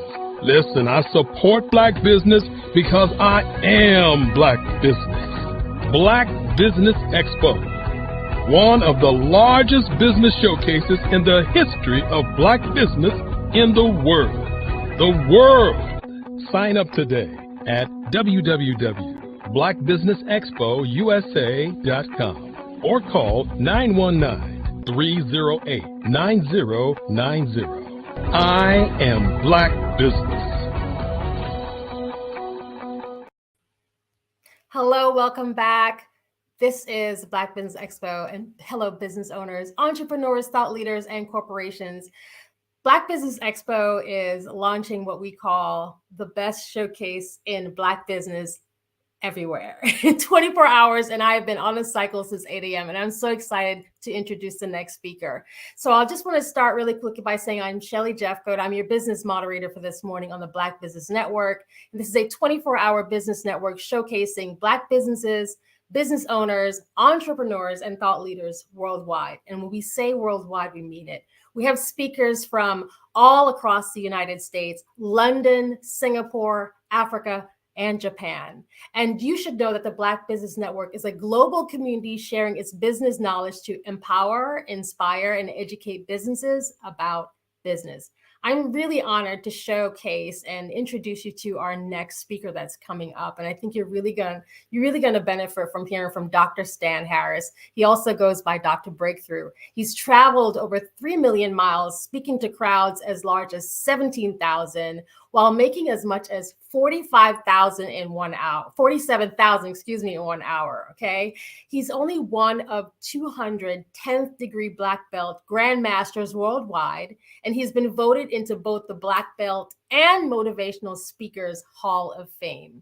As an evangelist, he's preached in all 50 states and 28 countries. He has a doctorate of divinity and a PhD in martial arts. He's built a team to over 1.5 million members worldwide in business, and he's a best-selling author, the founder and formulator of the 21-day Breakthrough Challenge and the 30-day Mental Self-Defense Program. He's probably the most entertaining, enlightening, and electrifying speaker on the circuit today, and so I'm really thrilled to turn over now to Dr. Stan Harris. Take it away, Dr. Breakthrough. All righty. Well, hello. Wow. Thank you for having me. And I love what someone said years ago: fleecy locks and black complexion cannot forfeit nature's claim. Skin may differ, but affection dwells in black and white the same. Rise so tall as to reach the pole, to glance at the ocean at a span. I must be measured by my soul. The mind is the standard of a man. And what you are doing here is amazing, because you're empowering people to understand that we're not judged. It's not based on the color of our skin, the texture of our hair, the neighborhood we grew up in, but rather is what we put in our heads. Matter of fact, here's what Dr. Breakthrough says: what you put in your head that affects your heart determines what comes to your hand. And if you want more coming to your hand, you got to put more in your head that affects your heart. And the Black Business Expo USA.com is doing just that with the Black Business Network. So thank you for allowing me to be here and to impart some principles into the people today. We need to mark this. This is the day that Dr. Breakthrough met Mrs. Pi. Pi stands for proud, inspired, empowered. So this is the day that Dr. Breakthrough met Mrs. Pi. I'm so honored. So we'll let you take it away with your presentation. All righty. Thank you very much. I appreciate that. And so, well, hey, thank you very much.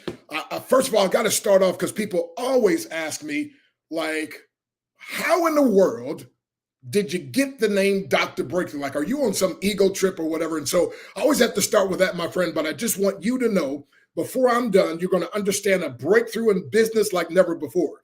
You're going to understand a breakthrough in your life, a breakthrough in your. But listen, my friend, here's the key. Here's the key. Are you interested in understanding how that you can break through the barriers that seem to keep you back from reaching more of what you want to attain? And especially as a young person, my friend, I'll tell you my story. But as a business owner, there's always barriers that get in people's way. And most people think that barriers are made to stop them. I'm here to tell you the barriers are only made to stop those who are not sincere and those who are not committed. But to those of us who are sincerely committed, I got good news for you. Barriers were made to be broken. Let me say it again. I said barriers were made to be broken. So I'm going to give you some principles and some things. But first of all, the name Dr. Breakthrough. Well, again, I was speaking at Howard University many decades ago. Willie Jolly and I were speaking, and Willie said, you know, Dr. Stan, he said, man, every time I talk to you, you seem to have another breakthrough. You explain breakthrough better than anybody I know.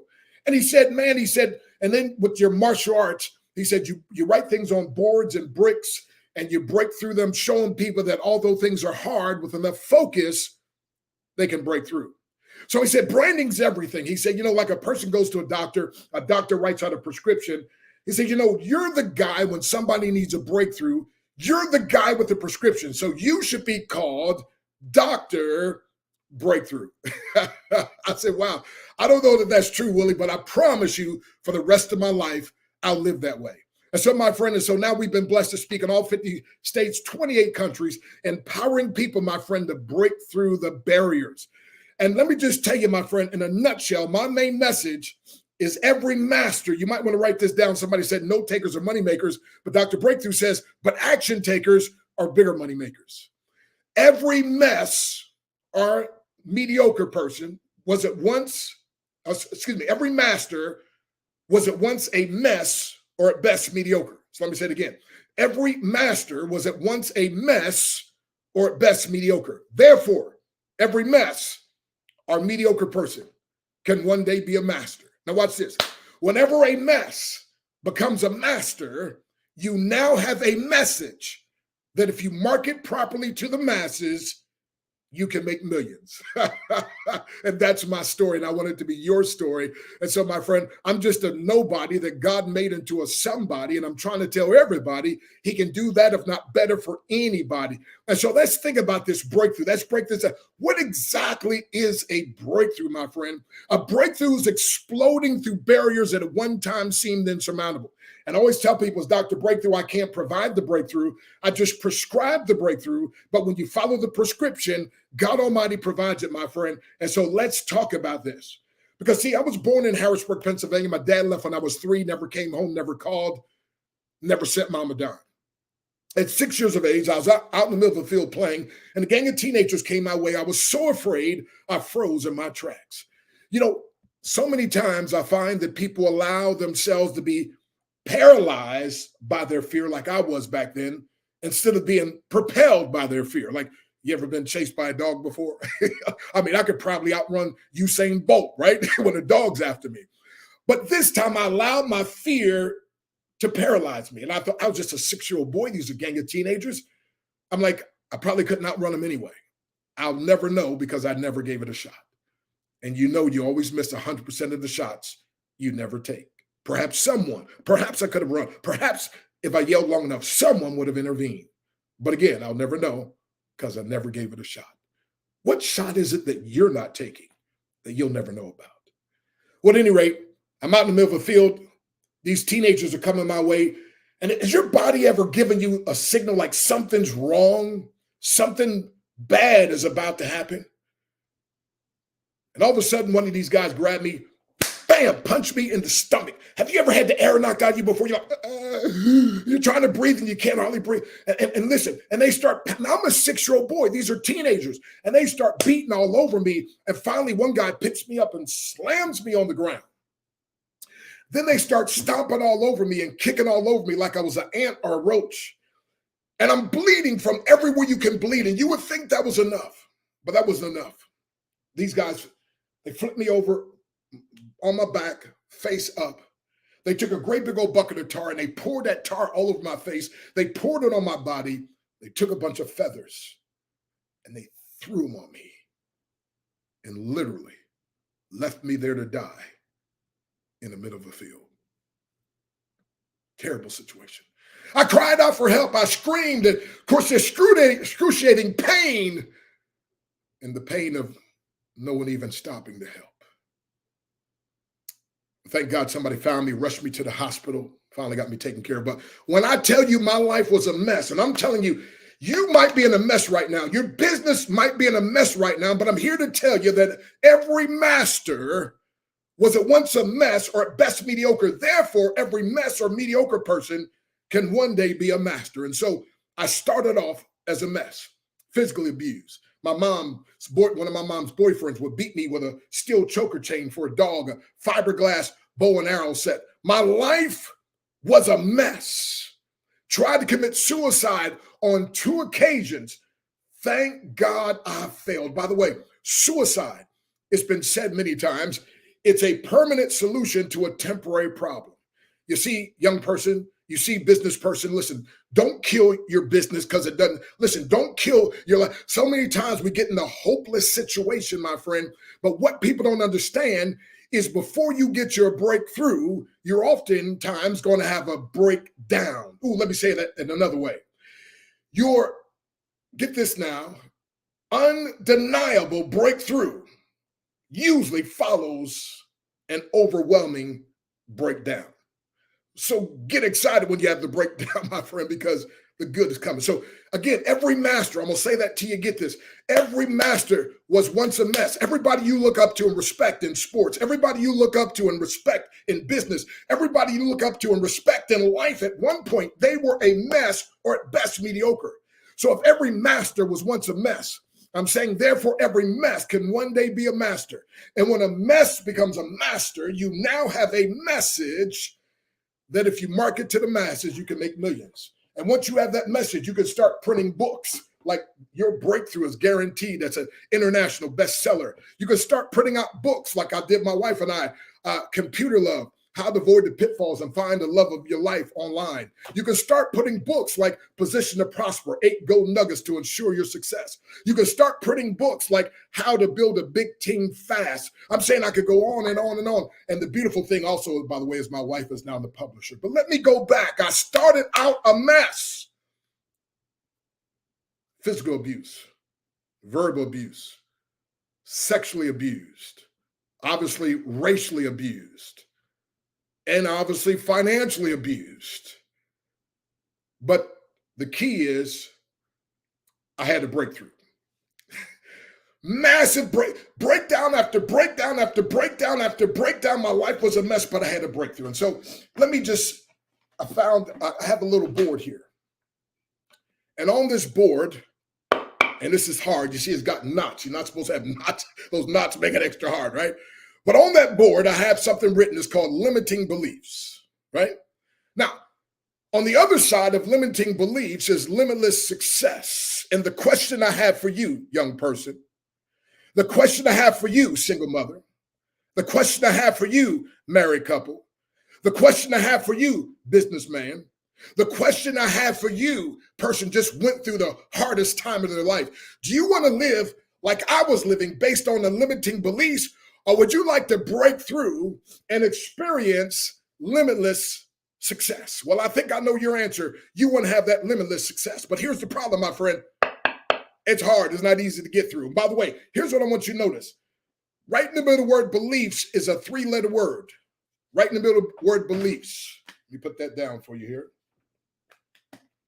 Right in the middle of the word beliefs is a 3-letter word called a lie. L-I-E. So in other words, most of our belief system was developed before we were 16, 17 years of age, which means if you came up in a great environment, you may have a good belief system. But if not, like the average person, or a lot of people, I should say, there's a lot of lies that you believed or embraced. And so now you have this lie or lies that you believe in. And when there's lies that you believe in, you live a very limiting lifestyle. When there's lies you believe in, you have very limited success in business. When there's lies you believe in, you live very limited. I'm saying, and your breakthrough in business, your breakthrough in life, my friend, you have to break through the lies. The lie of, well, you just don't understand where I came from. You don't understand. It's just too hard for me. You don't understand. I didn't have this, or I'm too old, or I'm too young, or I'm too this, or I'm saying whatever the lie is. Matter of fact, listen, stop. You had to do like I do. I had to stop fighting for my lies. Listen, why? I said to myself, why am I fighting for the thing that's fighting against my success? Ooh, that's good right there. Say that again, Doc. I think I will. I said to myself, why am I fighting for the thing that's literally fighting against my success? I'm saying, listen, so here's the thing. So those lies, I had to learn, listen, I got to break through those lies. It's just like I used to see people in the martial arts breaking boards and bricks and laying on nails and all that. I was like, man, that was impossible. And guess what? It was impossible as long as I thought it was. But one day it dawned on me, wait a minute, if they did it, if I get trained, if I have the right mindset, if I get me a mentor, if I learn some methods, then maybe I can do it as well. Are you with me? And so listen, my friend, I'm telling you, I know it's hard now in your life. I know it seems like your business is not working. I know it's like the finance is insurmountable. I know it's like you're facing this giant of a mountain. I know that, my friend, but I'm telling you, my friend, every single person. See, you don't understand that behind the glory, there's always a story, but the story is often so gory that people don't want to tell you. And so you look at their lives and you think, oh man, they got it all put together and they've always been that way. No, sir. No, ma'am. That's not the case. So we got to break through those lies.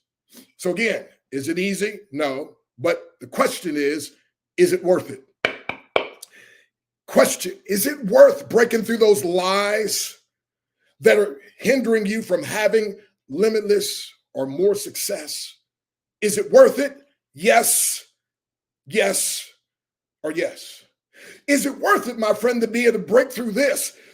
So you don't keep living the same cycle of victim and all. Is it worth breaking through this, my friend, so you can get through this? Instead of looking at others' lives and saying, wow, look at them and look what they have and look what they're doing, you'll be able to look at your own life and say, wow, is this even me? Matter of fact, my friend, I tell people my growth game is so strong, I have to reintroduce myself to myself. But again, I had to learn to break through the lies. So if we're ready, I want us to break this. Now, what I'm going to do is we're going to break this together through technology, but we're just going to use my head. How many of you are for that? How many of you say, yeah, doc, let's break it, but let's use your head, right? But here's the question I have for you. If I break this with my head, if I'm committed to break it, will you then allow this to be a symbol that you will psychologically break through and that you, my friend, will develop a breakthrough mentality that I'll talk about here in just a minute? Are you ready? So I need to hear you say breakthrough time, okay? I always say, what time is it? You got to say breakthrough time. You said, Doc, you can't hear me through the tech. Oh, come on now. Just be with me anyway. You see, I'm getting some gray hair here, so just help the brother out. Come on, what time is it? Got to reverberate. It's breakthrough time. Come on, let's do it again. What time is it? It's breakthrough time. Come on, one more time. What time is it? It's breakthrough time. So we're going to break through the limiting beliefs to the limitless success. Are you ready? Say breakthrough time. So we just broke, my friend. We just broke through those limiting beliefs. And when you break through those limiting beliefs, you can now have limitless success. And so, my friend, I challenge you, young people. I challenge you, business person. I challenge you to experience a breakthrough. So here's the thing. Without a breakthrough mentality, nothing on earth can help you. With a breakthrough mentality, nothing or no one on earth can stop you. Ooh, should I say that again? Yes. Okay, here you go. I just want to hear myself say that, okay? By the way, I showed up today because I heard one of my favorite speakers was going to speak, and I didn't want to miss the brother. That's me, okay? Oh, yeah, I apologize. But anyway, but seriously, though, listen, when I didn't like my speaking, nobody else liked my speaking. When I started liking my speaking, other people started liking my speaking. So my wife, I call her my ABCD. That stands for Adorable Brown Caramel Delight. Matter of fact, I don't know if I'm supposed to, so you can see this. I got a picture of the family here. So my wife, my ABCD, Adorable Brown Caramel Delight, and our 8 sugar babies. Come on now, all the way from Dr. Christina over here, who's a professor at Temple University. Anyway, I don't have time to go through all 8 of them, but I'm saying this, my friend. I'm the guy that never dreamed I would even make it through high school, much less end up being a college professor, much less traveling all over the world and getting married to the woman of my dreams. And when I woke up, it wasn't a nightmare. Come on, somebody, it was better than I dreamed. So my ABCD, my Adorable Brown Caramel Delight. We were at a restaurant the other day. The guy said, would you like something to eat? I said, no, sir, I bought my. He said, no, would you like some dessert after we ate that? And I said, no, sir. I looked pointing to my wife. I said, I bought my dessert with me, 100% natural. Right? But what I'm saying is this, my friend, there's some things that happen now that I never dreamed. Like, I never dreamed that there would be a day when I get paid $1,000 a minute to speak, right? I mean, like I never dreamed I'd be sharing the platform with billionaires. I never dreamed that, my friend. But I'm telling you, if you break through the lies and now you can experience limitless success. So again, you got to make sure you understand these breakthrough principles. And I'm telling you, young person, I'm telling you, I know what you're going through now. But you got to, a matter of fact, I tell people, stop even saying that you're a mess and start saying I'm a master in the making. see, many years ago when I got jumped by those teenagers, and listen, my friend, I was just a 6-year-old boy. And listen, my dad left when I was 3, never came home, never called, never sent mom a dime. And like I said, all kind of atrocities and atrocities. My life was a mess, my friend. Again, trouble with school, trouble at home, trouble with the law. My life was a mess. And now I stand before you as a 10th degree black belt, Grand Master in martial arts. There's about 200 10th degree black belt Grand Masters, and I happen to be one of them.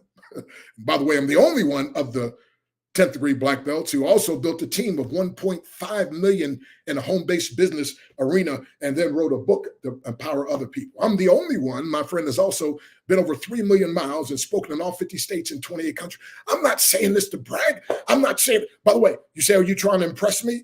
Yeah, a little bit, because I don't even listen to people I'm not impressed with. But I'm impressed myself. Why? Because I broke through the lies. I broke through the limiting beliefs, and I started my journey. And now it's your turn, my friend. And some of you are already on your journey, but I can help you maybe go a little further. So let's think about some breakthroughs. Let's think about the fact, by the way, when I'm done, you're going to have a bumblebee breakthrough. You say, bumblebee breakthrough? What's a bumblebee breakthrough? I'm glad you asked. That's a great question.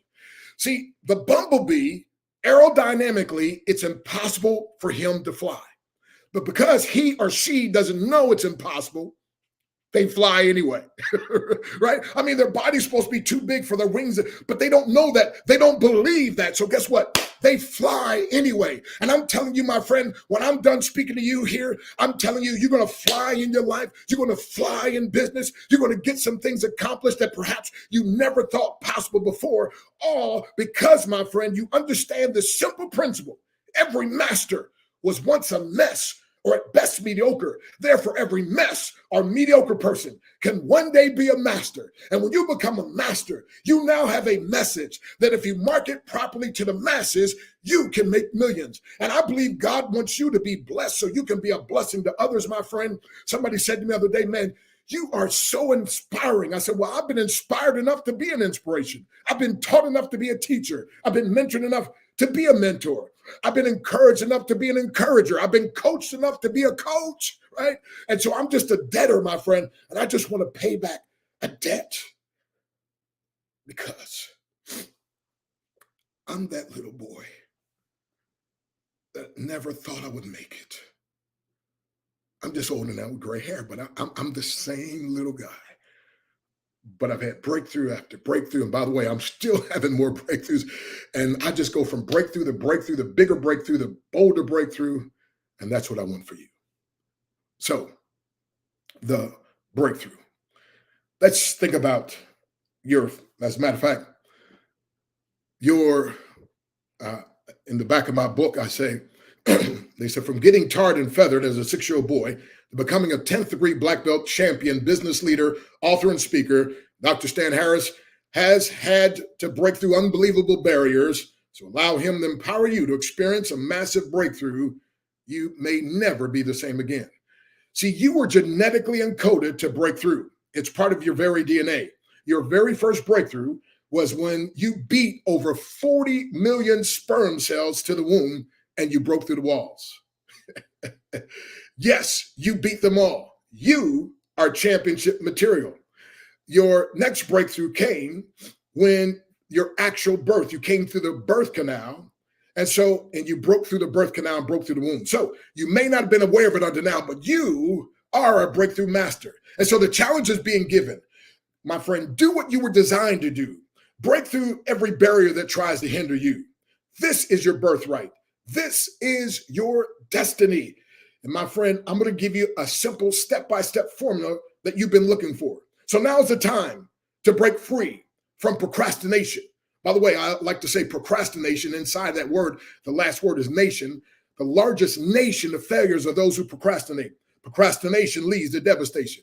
Procrastination is the assassination of your destination. Thus, you must act now.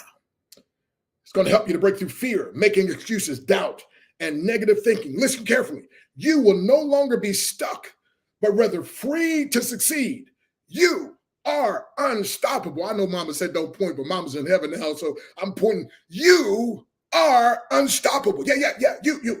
Listen, you will no longer be stuck, but rather free to succeed. You can only be deceived into thinking you can be stopped. How many of you are ready to stop being deceived? And are you ready now to release that inner champion, that breakthrough person? Because listen, my friend, it's just like I mentioned, that breakthrough is like a rocket ship. Years ago on television, they were showing, you still can see, but that rocket ship, when it would take off, there's all kind of combustion, there's all kind of energy, but that rocket ship is moving very slowly. Now, if the rocket ship were human, it'd say something like this. It'd say, I'm doing all this work and nothing seems to be happening. I'm just moving too slow. And maybe you might feel like in your life, things are moving too slow. You might feel like your business is going too slow. But again, my friend, you need to be like that rocket ship. See, again, the rocket ship does not go based off its feelings. It's not human. So what does it do? It goes based off its programming. So it just continues to do what it was designed to do. And so it goes higher and higher. Now, they tell me right before it hits through what we call escape velocity, all of a sudden that rocket ship begins to rotate wildly, almost as if it's about to be shaken to pieces. And as I travel the country, my friend, in many foreign countries, I find people that doing everything they know to do in their life, but it seems like it's shaken to pieces. Is that you? Doing everything they know to do in their relationships, but it seems like it's shaken to pieces. Is that you? They're doing everything they need and know to do in their business, but it seems like their business is shaken to pieces. Is that you? Listen, listen, listen, and come with me in your imagination. See that rocket ship. If it were human to say something like this, I can't do this anymore. This is not fair. I've given everything I have, and I'm about to be broken to pieces. I just can't do this. No, the rocket ship doesn't say that because it's not human. It doesn't run based off its emotions. It runs based off its programming. That's why I applaud you for getting on these trainings, for getting on this. Why? You're getting your mind reprogrammed. It's being programmed to success now. And so this rocket ship doesn't go based off its emotions, because if it did, it would quit. It doesn't go based off its emotions. If it did, it would be a massive explosion. No, what it does, it's shaking to pieces. Doesn't understand it, but guess what? It just continues to do what it was designed to do. It just stays faithful. And the next instant, they tell me, bam, there's a big boom. And that rocket ship breaks through the Earth's atmosphere. Now that rocket ship, get this now, is traveling 25 miles per hour. And it will virtually use no more fuel for the rest of the trip. Now, wait a minute. A rocket ship uses up to 1 million pounds of fuel, but 95% is from takeoff to escape velocity. Once it breaks through escape velocity, it will virtually use no more fuel for the rest of the trip. Come on, somebody. See, you got to understand a breakthrough. It's both sudden and gradual. Now, we love the sudden part, right? When it breaks through the Earth's atmosphere, it's like, whoa, right? But we don't like that gradual part. But listen to me, listen to me, listen to me. Without the gradual, you'll never have the sudden. And as a matter of fact, the gradual breakthrough is as powerful as the sudden breakthrough, because you can't have one without the other. So my friend, just like I'm saying, instead of saying or thinking you're a mess or your business is a mess or your life's in a mess, no, I'm a master in the making. And listen, my friend, just like this right now, you're in the midst of a breakthrough. You're just doing the gradual part. And this is part of it, my friend. Your sudden part is on its way. So instead of being discouraged about the gradual part now that doesn't seem to be moving fast, get excited, my friend, in anticipation for the sudden part that's going to come. Man, is that good? Man, I wish somebody else was talking so I could tell them how good it is. I'm getting blessed by my own talk. The breakthrough. It's like that caterpillar. And by the way, that's why I tell people, I'm not a motivational speaker, and I'm not against motivation. We all need it, right? So it's kind of like somebody said motivation is kind of like taking a shower, right? And it wears off, but guess what? You just take another shower the next day, and sometimes I have to take 2 in a day. It looks like I'm going to have to take one after this, man. I'm sweating now. But watch this. Here's what I'm saying, though. I'm saying I'm not a motivational speaker. I'm not even an inspirational speaker, right? Although I'm a minister and travel. No, I'm not. I am the world's first breakthrough speaker. You say, what's the difference? Well, motivation is like trying to get the caterpillar to move a little faster. How many of you would agree with me? Caterpillars need to move faster. Yes, right? So guess what, my friend? So a lot of times the motivational speaker, the inspirational speaker is trying to get them to move fast. No. I assist. I'm the world's first breakthrough speaker. I assist the caterpillar in the cocoon, the dark place. I assist the caterpillar in the cocoon, the lonely place, the seemingly impossible to get out of place. But guess what, my friend? After struggle and working and pushing, finally that caterpillar metamorphosizes and comes out a beautiful butterfly that never, my friend, never goes slow again on the ground, but can flutter and fly anytime and anyway. And I'm telling you, my friend, some of you got to understand something, my friend. Your life as a caterpillar has expired. Your wings are now ready. Your business life is a caterpillar, but guess what? It's now expired. Your wings are now ready. And the Black Business Network, my friend, the Black Business Expo, each one of these speakers, my friend, we're here to help you, to empower you, to give you the strategies, to give you the mindset, to become and be the mentor, to give you some method. I'm saying, listen, my friend, you don't even know it. You've been set up for success. But here's the problem. I talk about a little boy here, on page 77, that he saw a little caterpillar struggling. So he took out a little penknife and he cut a little slit, thinking that he was helping the caterpillar. And out dropped this half butterfly, half caterpillar, wiggled on the ground, and it died. He said, Dad, I don't understand what happened. His son said to the dad, and the dad said, well, son, God in his infinite wisdom created that struggle for the caterpillar, and the struggling process causes the blood, as he's pushing, it causes the blood to help the wings to form. And you cut short that process thinking you were helping. See, sometimes people think they're helping, they're enabling, and they're really hindering your overall success. So he said, son, you got to let the caterpillar, if he's going to become a butterfly, he's got to go through, write this down, the pain of the process. Ooh, come on. See, my friend, don't allow the pain of the process to keep you from your promise. Let me say it another way. Don't allow the pace of the process to keep you from your promise, because sometimes it takes a long time, my friend. And I'm telling you, you got to be focused. And by the way, to pain and adversity causes some men and women to break. It causes others to break records. When I do a live training, I stack up 5 boards and I have pain written on the front. And I show people that, listen, my friend, I used to run from pain. I used to hide from pain. Let's see, I think I got a picture here in the book. But then one day it dawned on me that pain, literally, my friend, was designed to help me to get my breakthrough. And so listen, so I learned to ask the question of, what are you trying to teach me? By the way, in the book, here's a picture of me teaching an 81-year-old woman how to break a board. I mean, I've broken more boards and bricks than any man alive, and I've been blessed to teach more people how to break a board and brick. And it's not the breaking of the board or the brick, it's what it symbolizes of what something they thought was impossible that now they can do. And even at that seminar, there was an 8-year-old boy watching as I taught 110 people how to do it. And he said, Dad, can I do it? And this 8-year-old boy, my friend, we helped him. Why? Because he got a different mindset. See, if you think you are beaten, you are. And if you think you dare not, you won't. If you'd like to win but think you can, it's almost a cinch you won't. If you think you will lose, you've already lost. For this powerful truth we find, success begins with a person's will. It's all a state of mind. Life's battles don't always go to the stronger woman or man. Sooner or later, those who win, those who first think and then know that they can. See, my friend, success comes in cans, failure comes in cans. And so as a 6-year-old boy, my friend, after getting beaten and tarred and feathered, in my mind, I said, one day I'm going to learn how to protect myself, and this is not going to happen to me anymore. And Mama wanted a free month of karate lessons, and I went with her, and they were kicking and chopping and screaming.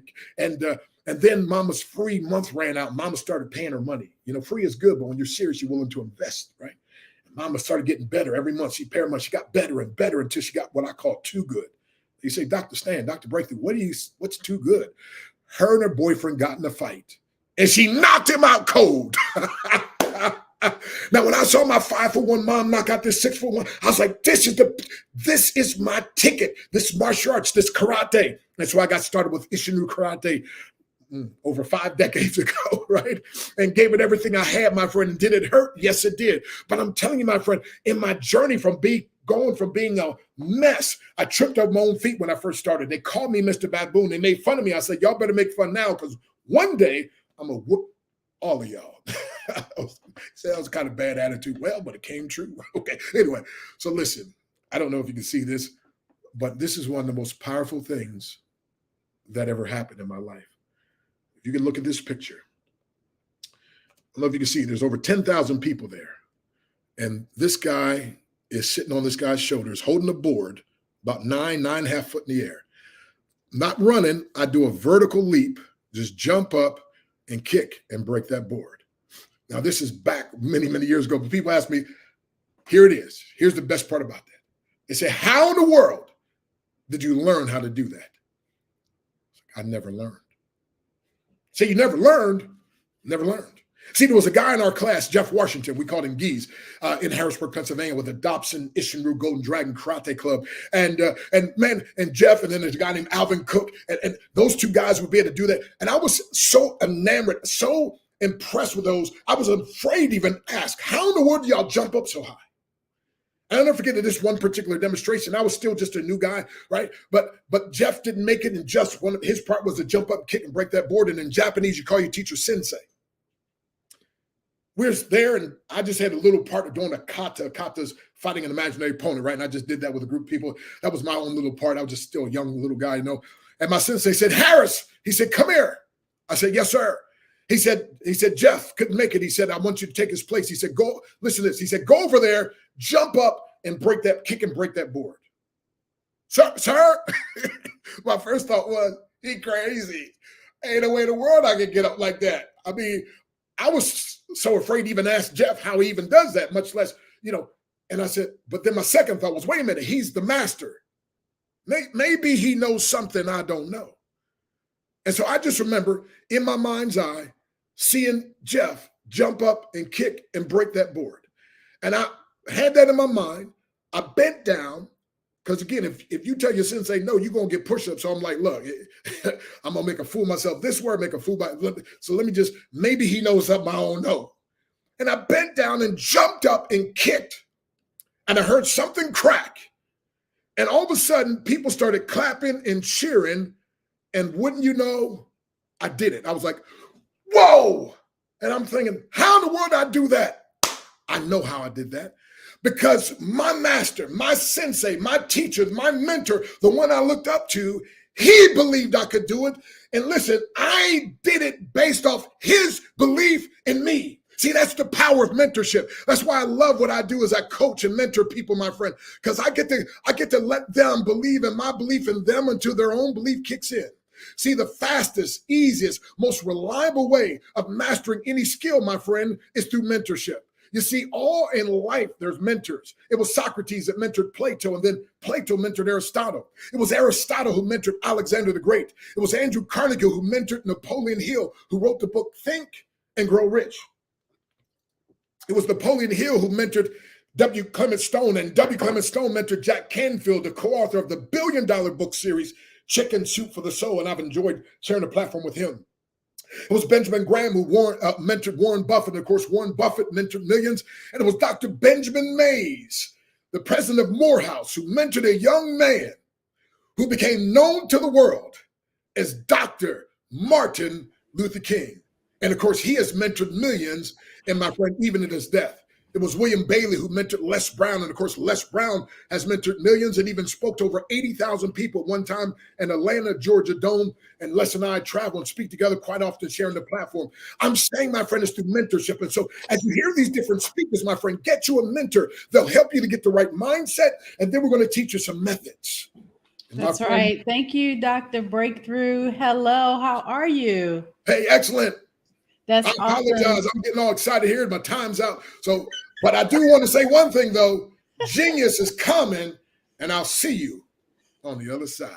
I absolutely love it. Thank you so much for sharing with us here on today. This has been so amazing. And I do agree that genius is coming and breakthrough is on the way. I'll see you on the other side. Thank you so much for joining us on today. The Black Business Expo mission is to raise funds for high school seniors going to college or K through 12 entrepreneurs.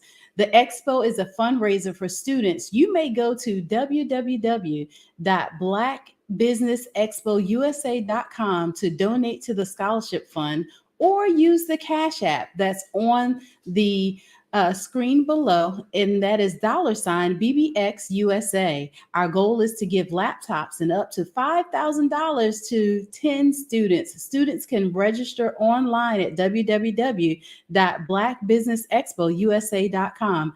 Every dollar counts. So we want to remind you to donate to the scholarship fund. We want to thank our Black Business Expo USA sponsors for August 2023. And those sponsors are NC 100, Moody Capital Partners, Suede Soul, Lotus Rich Coaching and Training, Carolina, Virginia Minority Supplier Development Council, Step Management, BHS and Associates, Margie McLean Foundation Incorporated, Hello LLC, Genius is Common, Earth Essentials, Malinay Shania Global, 5-Star BDM Media, Executive Women's Success Institute, The Quality Coaching Company, Superwoman Business Services, Creative Force Studios, Lee Entertainment, Artistic App Design, Black Business Expo USA, Genius is Common, and I'll see you on the other side.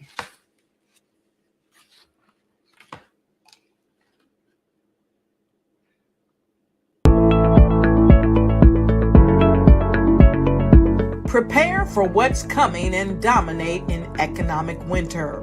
Stand strong and thrive by showcasing your great products and services globally through the Black Business Network and Black Business Olympics. The Black Business Network has showcased over 2,000 companies with over $7 billion in sales each year. Over 10 million attendees have viewed the rebroadcast each month. Through the Black Business Olympics, unique styles of business training and mentoring are turning students into business owners and entrepreneurial warriors who will dominate in any economy. Gain the ultimate advantage of the Black Business Olympics, 7 days of unbelievable topics and speakers speaking around the globe. Donate your time and experience to provide expertise and scholarships to students worldwide and change the world. Now, more than ever, new insights, tools, strategies, and capabilities are needed. This is your chance for a major presentation to the world. Fill out the form and join the more than 2,000 speakers who have presented to over 200 countries.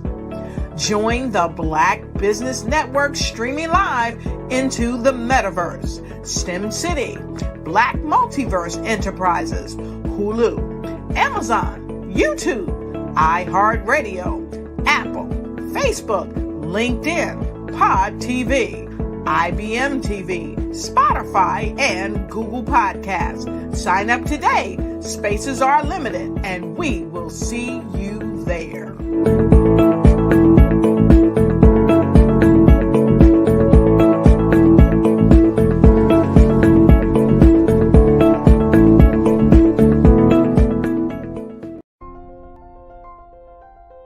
What if you could build your own city?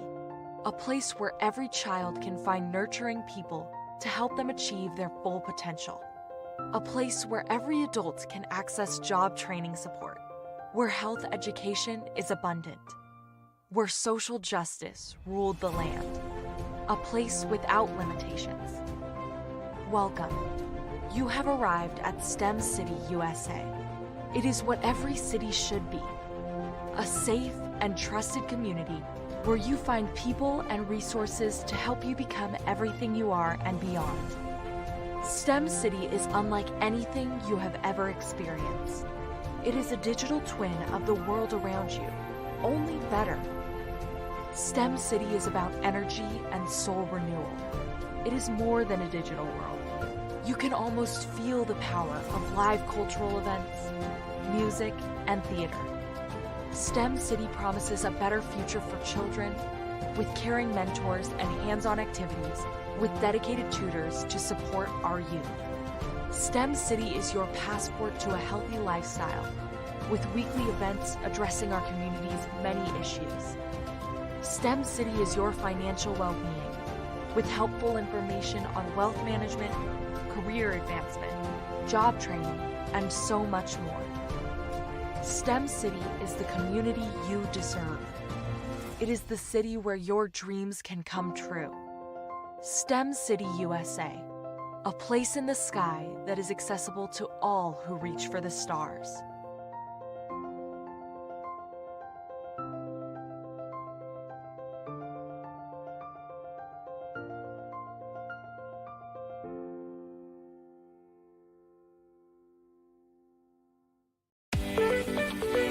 You are in the right place at the right time.